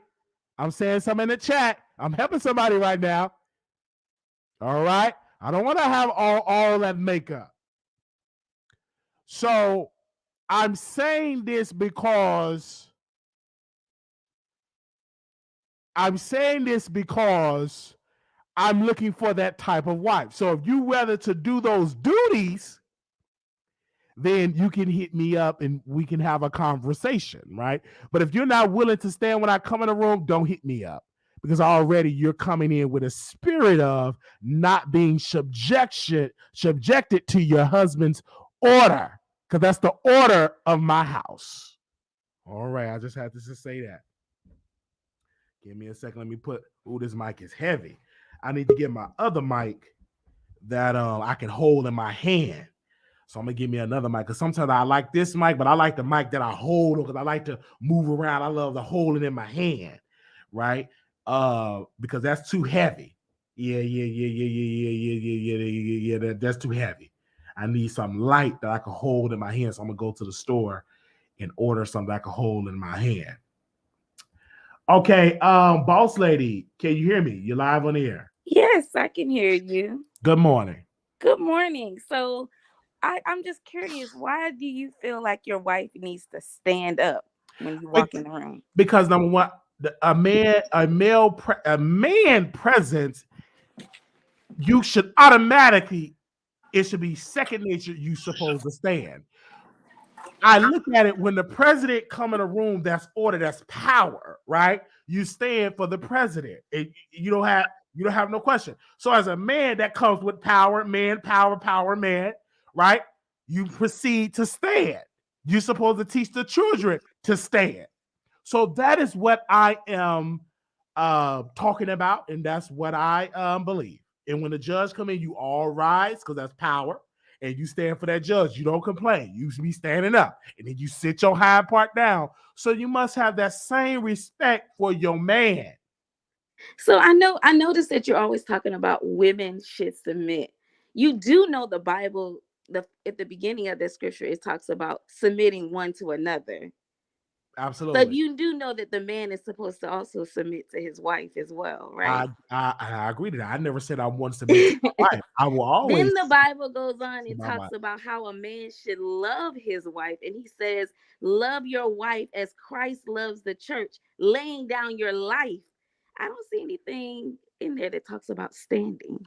Well, for me, I feel like it's for standing out, and I'm gonna break this down later on in a course. I always hear you say stand, but I don't hear you telling about how you would lay down your life. Oh, that's automatic. I would tell my life. We didn't on that subject. We on now. We are good provider and protector for my family. I'm just saying that because a lot of women, unfortunately, but I'm talking about laying down the life. I would definitely lay down my life for my family, but first, the woman, and that's a submission. That's a type of submission. For a man to want to lay down his life or be willing to give up his life, that's a form of submission as well. Absolutely. So that's what I'm saying, and I'm glad that you're having this conversation. And I talked to a lot of women that said, Wiley, you're preaching. Women supposed to stand in this room, and so a lot of them won't say it publicly because, like you, boss lady, and other women, y'all are going to judge them if they say that. So they say it to me privately, and I'm okay. I have thick skin. I'm okay to say about it. But this is what the conversation that's have to happen. She can't have all that heavy makeup, right? I love my women natural. I feel like that's a form of catfishing. You got all that makeup, or a horror story without the makeup. I want to see that natural look. Okay, that's the look I want to look. You know what I'm saying? I don't want to see you with 55 shades of makeup. Then you take it off and you ain't got no eyebrows. I need to see if you got eyebrows. Come on, somebody. I need to see your lips. Then you take all that lipstick off. Then your lips is crispy black. I need to see that. Well, there's nothing wrong with preferences. And I believe, women should, submit to their husbands as well as men submitting to their wives. Because if a man is laying down his life and he's doing the things that he needs to do in the household, I don't think that he should have a problem with his wife submitting, vice versa. Another thing I always hear you talk about is like women being silent in the church. And, one of the things about, the Bible, there's a literal part of the Bible, then there's also a mystical part of the Bible. And so silence doesn't necessarily mean that women don't have influence. A lot of times I think about like when I was younger, my dad, being a businessman, sometimes he would take me with him and I was silent, but I was the one that was making the decision. Because once we got in the car, he would ask me like, what do you think about this? Do you think I should? So silence doesn't necessarily mean that women are not influencing. And then you have to think about the context in which, why did, they say for women to be silent. So I'm just saying. I hear you, and I really hear Men you. have their part. Men have their Absolutely. accountability as well. You know I what I agree. mean? It's just not for women to I agree. shut up and be No, silent. I definitely And agree. if you don't want no makeup, hey, that woman might want a man who's toned, who's muscular. And that's her. And that's what I'm saying. We're talking about preference here, and my preference may be different from your preference. You understand what I'm saying? And everybody have their own preference. I don't want a woman that's 600 pounds. You know what I'm saying? That's my preference. But if I want, a woman that slim down, then you must slim down. In my humble, because you should be who you want to be attracted to. Like, you should reflect that, in my humble opinion. But you got a lot of heavy set women get a lot of slim guys. So that's everybody have their different preference. And then there was a lady in the chat. She said that her husband, she said, my husband just brought me coffee and breakfast on his way home, and he didn't require me to stand up just because he entered the room. Well, that was your husband. But if you was my wife, I thought, because that's a man who's willing to lay down his life. Right. I hear you. But if I bring you some hot scrambled eggs and some bacon and some hash brown, you stand up or you ain't gonna get that breakfast. You have to stand when I enter the room. And I'm already training my nieces and nephews that when a man come to the room, you must stand. But they didn't stand up. Of course, they didn't stand up. They ain't trained right, because I'm not there 24. They looked at me weird. I said, when I come in the room, you gotta stand. All right. Didn't do it. They laughed, joke, cried. Well, to me, the man should be standing. They did no. They don't go like that. Standing should be a form of protection. Yeah, I hear you. But when I'm saying that, when I enter the room, that's what's wrong. the women's supposed to these men, stand. These men, they want the women to act like men, and they want to be acting like women. Okay, I hear you, and that's the point. And I hear you, and so I'm just giving y'all what my preference are. This is not a requirement for everybody, because everybody is different. Everybody is different. So I'm just giving you my preference, and you have a preference, boss lady. I'm assuming that you have a preference. Absolutely. I want a masculine man who is willing to lay down his life. And when men talk about submitting and women being masculine, I have never seen in a situation where a man who was walking in his divine authority as the head of the household, he was doing the things that he needed to do, a woman having a problem with it. I agree. I hear your point, and you have an awesome idea. And I think that our perspective about a man and a woman and what their duties are. So yeah, when you talk about submission, make sure you read that first part where it says submit one to another. Okay. Because you're skipping some parts, in between there. Well, we thank you so very much, boss lady, and good morning, because you have your perspective. I got my word here, and we definitely going to dive into that and really talk about that, and I'm going to read it some more. Yes, please. And take some notes. Maybe that's the next book. About the order. This is the whole. I'm in the membership now. For the membership. Maybe that's the next and book. So we can talk about this. We can talk about this in members only. Okay. We can talk about the word of God. Okay. All right. Yes. Thank you so very much for calling in.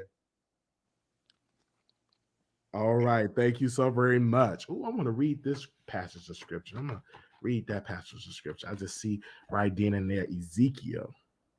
Read that. I like that scripture in there. No. Okay. Thank you so very much.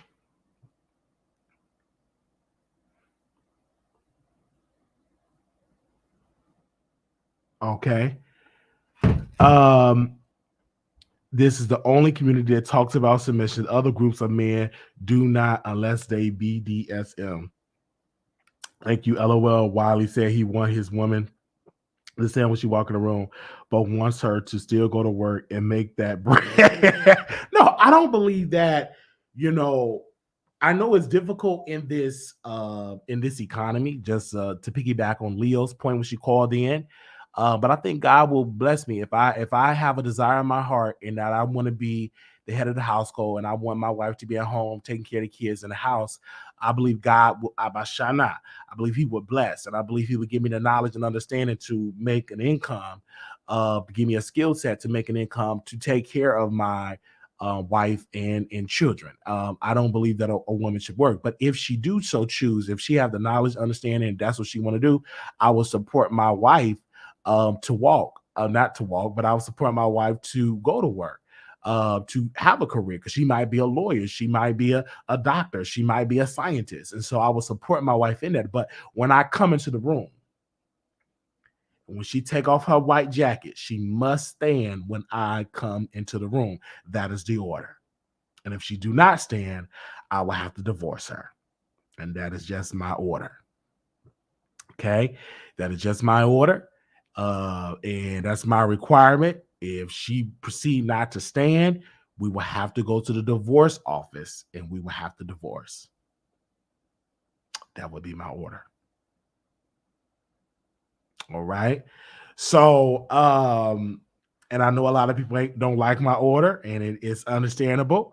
If people have other, they don't like it. They said, Blue Sky said, get the papers ready. Said, get the papers ready. Yeah, we dominate like that. Yeah, it would definitely be a divorce for you tripping as long as the woman respects you. That's it. Becky might stand for you, Wiley. You have to pay a lot. You will have to pay a lot of alimony. You're gonna stay with your parents.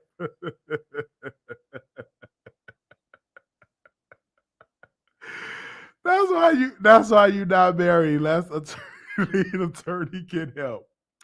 Wiley going to do whatever the chick say do. What are you doing for your woman? If she doesn't like it, she'll never marry you in the first place. You won't need to divorce. Stop playing us, LOL. Wiley, should the husband also be required to stand and out of his wife when she enter into her presence? That's up to him if he proceed to stand for his wife. It's not a requirement, but if he want to do that, yeah, I when my wife come in, no, I'm not going to. I'm going to embrace her in a hug, but I don't think I would stand.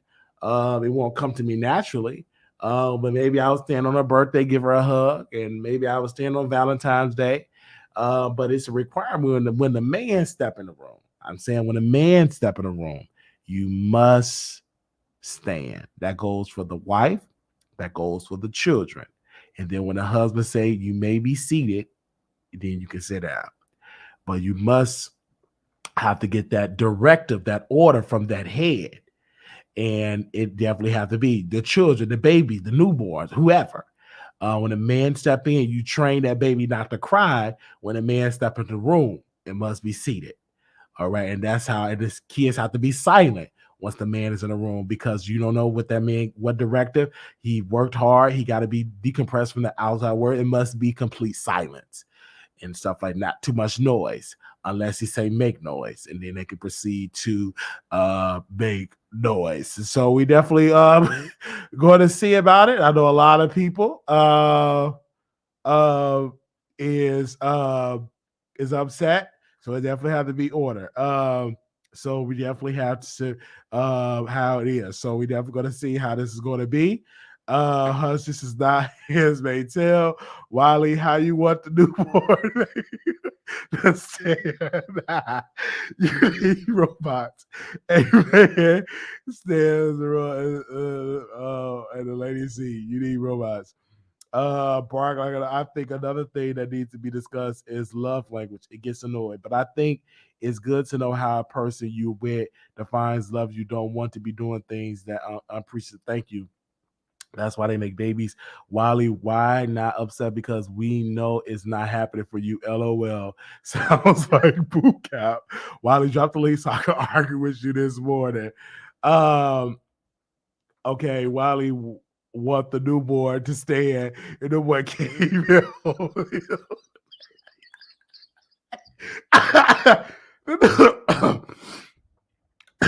Boy, can't even hold his own neck straight. You want a woman to submit because you actually please a woman into submission, brother. LOL. You got to be holding babies and cooking. You really does sound like the basic trainer. Oh man. You better off getting the dog. Oh wow. Okay. Wow. I didn't think y'all was gonna come at me like this, but it's just my opinion. Wiley has to laugh at that mess himself. Smile. Joe Jackson, Wiley, what if these people are asleep when you enter?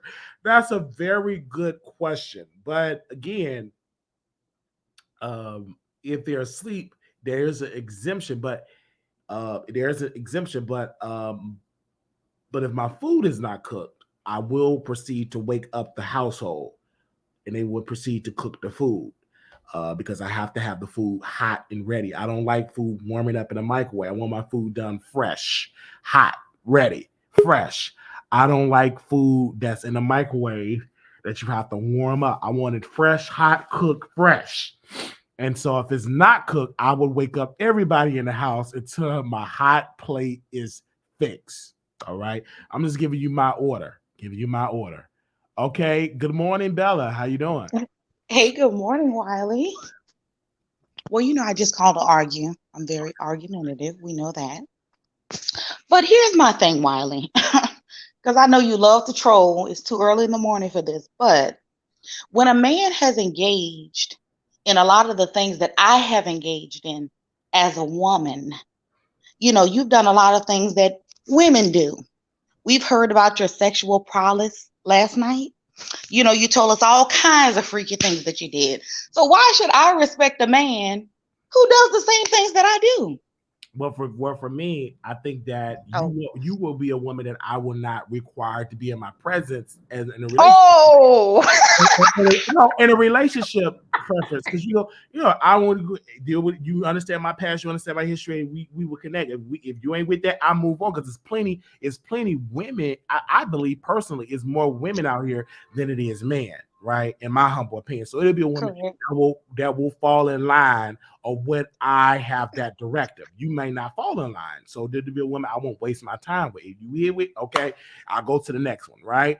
So that's definitely my directive of what I require of what I want requirement for women. Now it may change, hey, next year or two it may change, but these are my requirements right now. And I've been talking. We know you constantly change, Wiley. They got texts and they emailed me. They said, Wiley, you're telling the truth, Wiley. I appreciate that. And a lot of women that send me emails and they send me DM. They support what I'm doing and saying. They're delusional, Wiley. A lot of women, unfortunately, they're not going to say it publicly, because a lot of women like yourself, they are going to judge those women if they come out and agree with me publicly. No, we're not going to judge them. What other than being a man, biologically, what else would you bring to the table that I'm going to stand up like you my sergeant in the military when you walk in a room? Are you nuts? Well, for me, you're a provider for the house, me working, right? And it's just a requirement. I don't think nobody ever say to the president, why I gotta send for the president? Like, it's a requirement. So I have that same requirement. He's the president. Wiley, come on now. But the men require no president, sir. Is the president. I'm the president of my household. We must respect that. And if you're going to stand for the president of the United States, you must stand for the president of that household, which is your husband. Right? This is not a requirement for a boyfriend. This is a requirement for a husband. But also, this is also a requirement for in family households. When a man step in the room, you must stand. I tried to do this study with my family. They ignored it. They didn't do it at all. None of them stand. They actually laughed at me, which is understandable. They just don't understand it yet. But when I stepped in the room, they must all stand. I said, nobody is standing. Nobody's standing. No hot.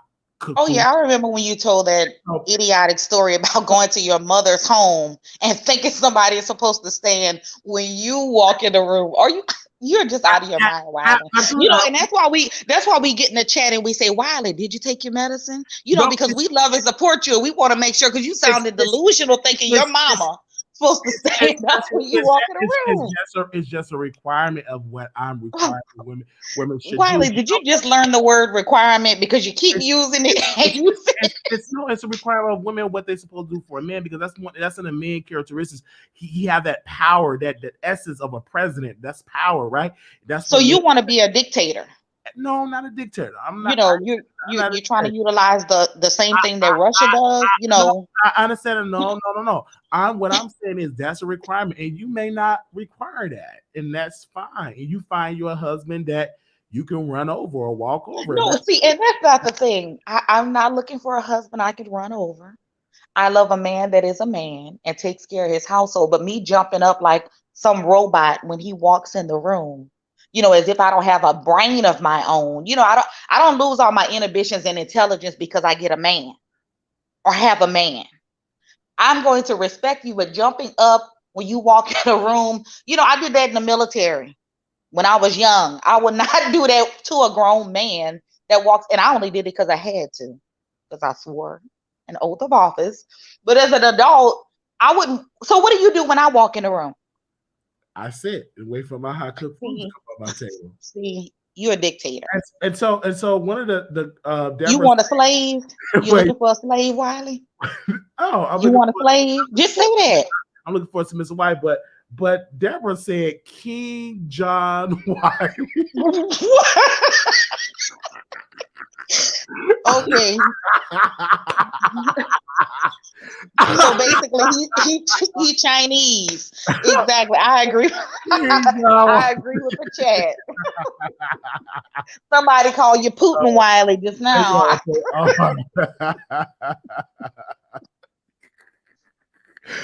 Oh man. Yeah. Oh Lord, not Adolf Wiley. Yeah, so thank y'all. We've been on here. Oh my gosh, we've been on here for 3 hours, you guys.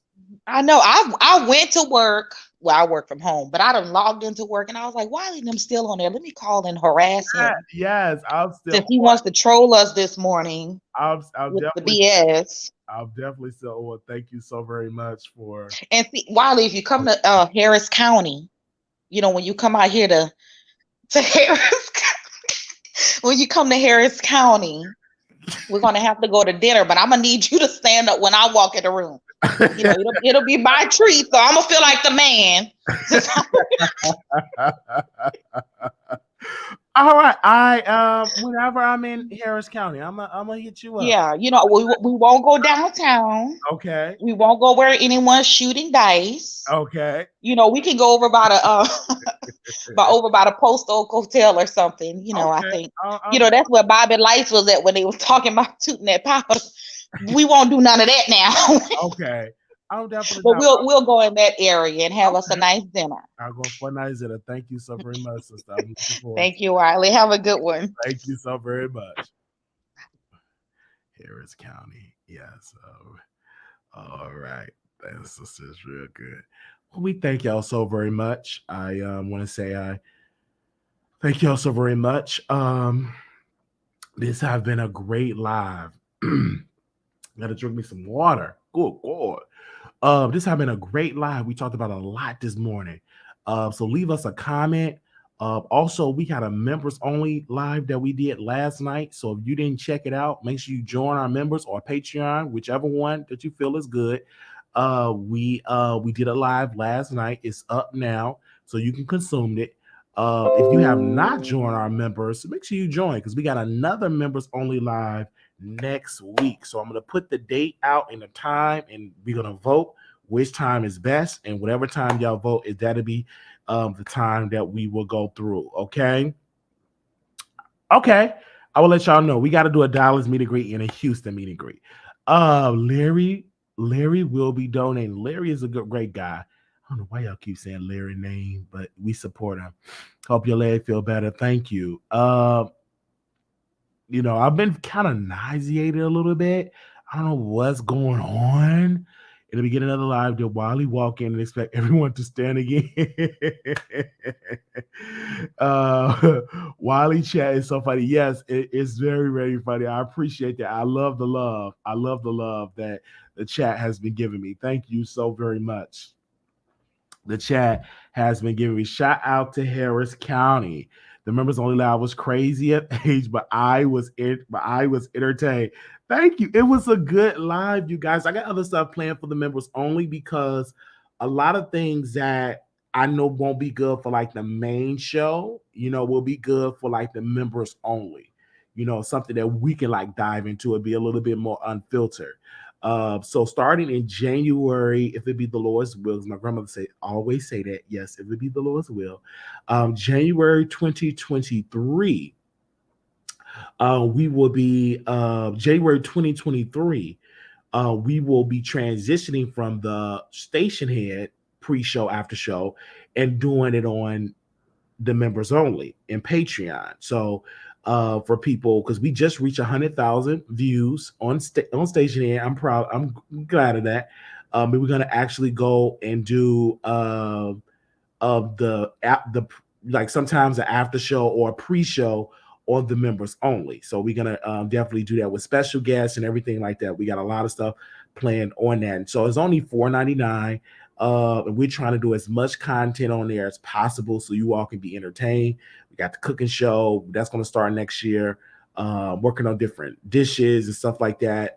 The personal training, you're going to see all that for the members only. And then also too, we're going to do the Dallas meet and greet. We're going to have that planned for next year. Right now, we're going to close the year out, and we're going to do, if be the Lord's will, we're going to do a Dallas meet and greet, Houston.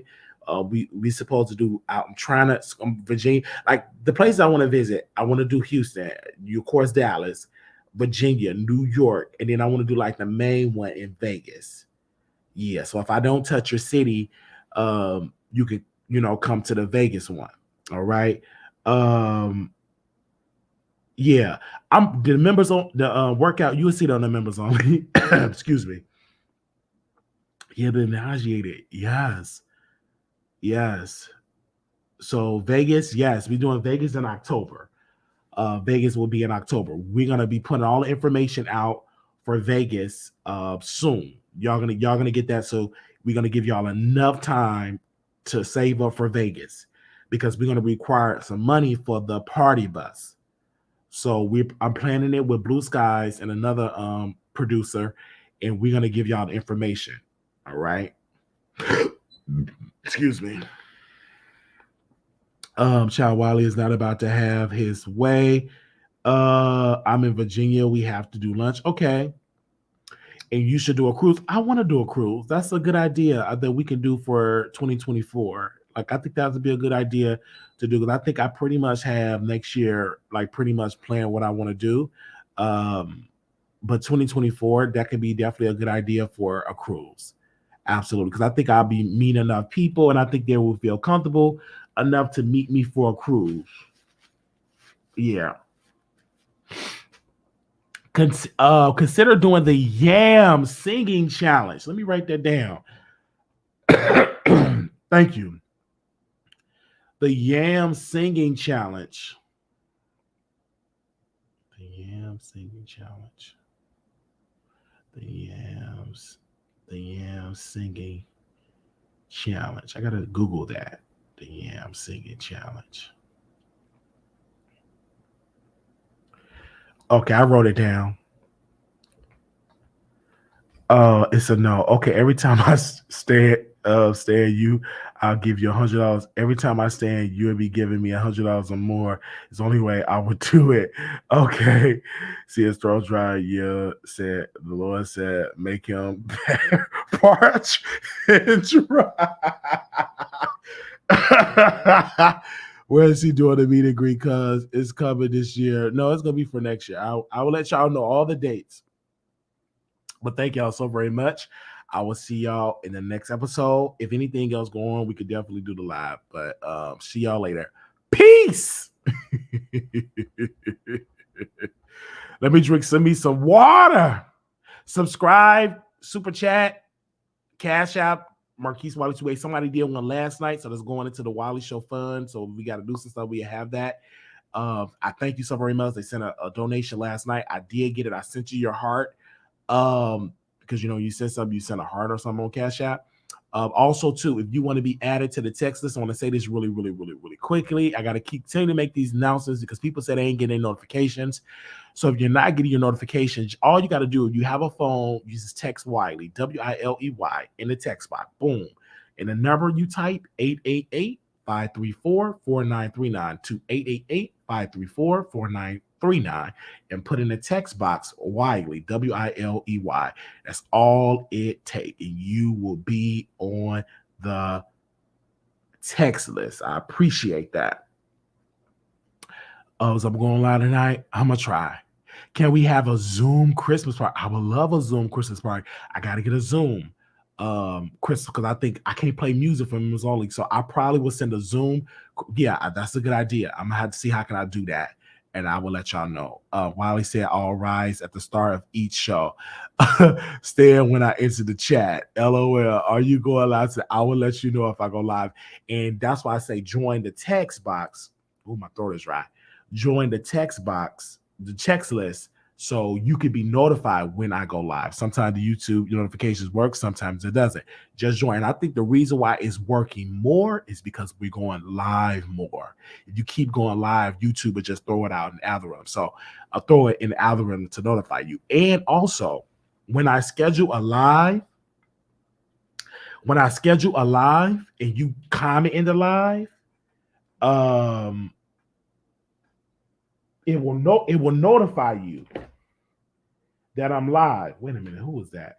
It will notify you when I'm live, when I schedule it. Yes. Oh my God. Everybody charged for interviews. I just reached out to somebody. I said, I would love to talk to you about, I'm not going to say their name, on my YouTube show, The Wiley Show. This person responded, "That's cool, but no, I do charge for interviews." Child, please. These people, the text notification, can somebody type that in there for Bella, because it's on the screen. I'm like, you said you was assaulted, right? Somebody was assaulted, and I'm not going to put the person name out because I can't talk about the story until I get a victim. So I want to tell your story on YouTube because nobody's talking about it.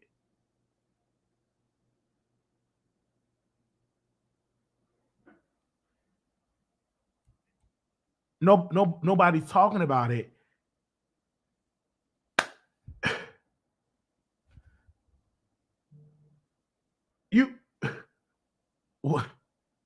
What?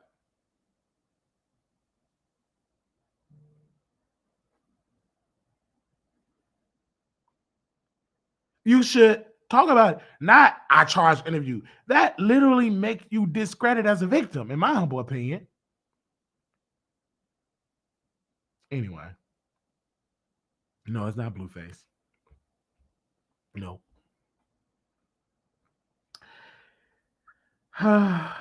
It's these people.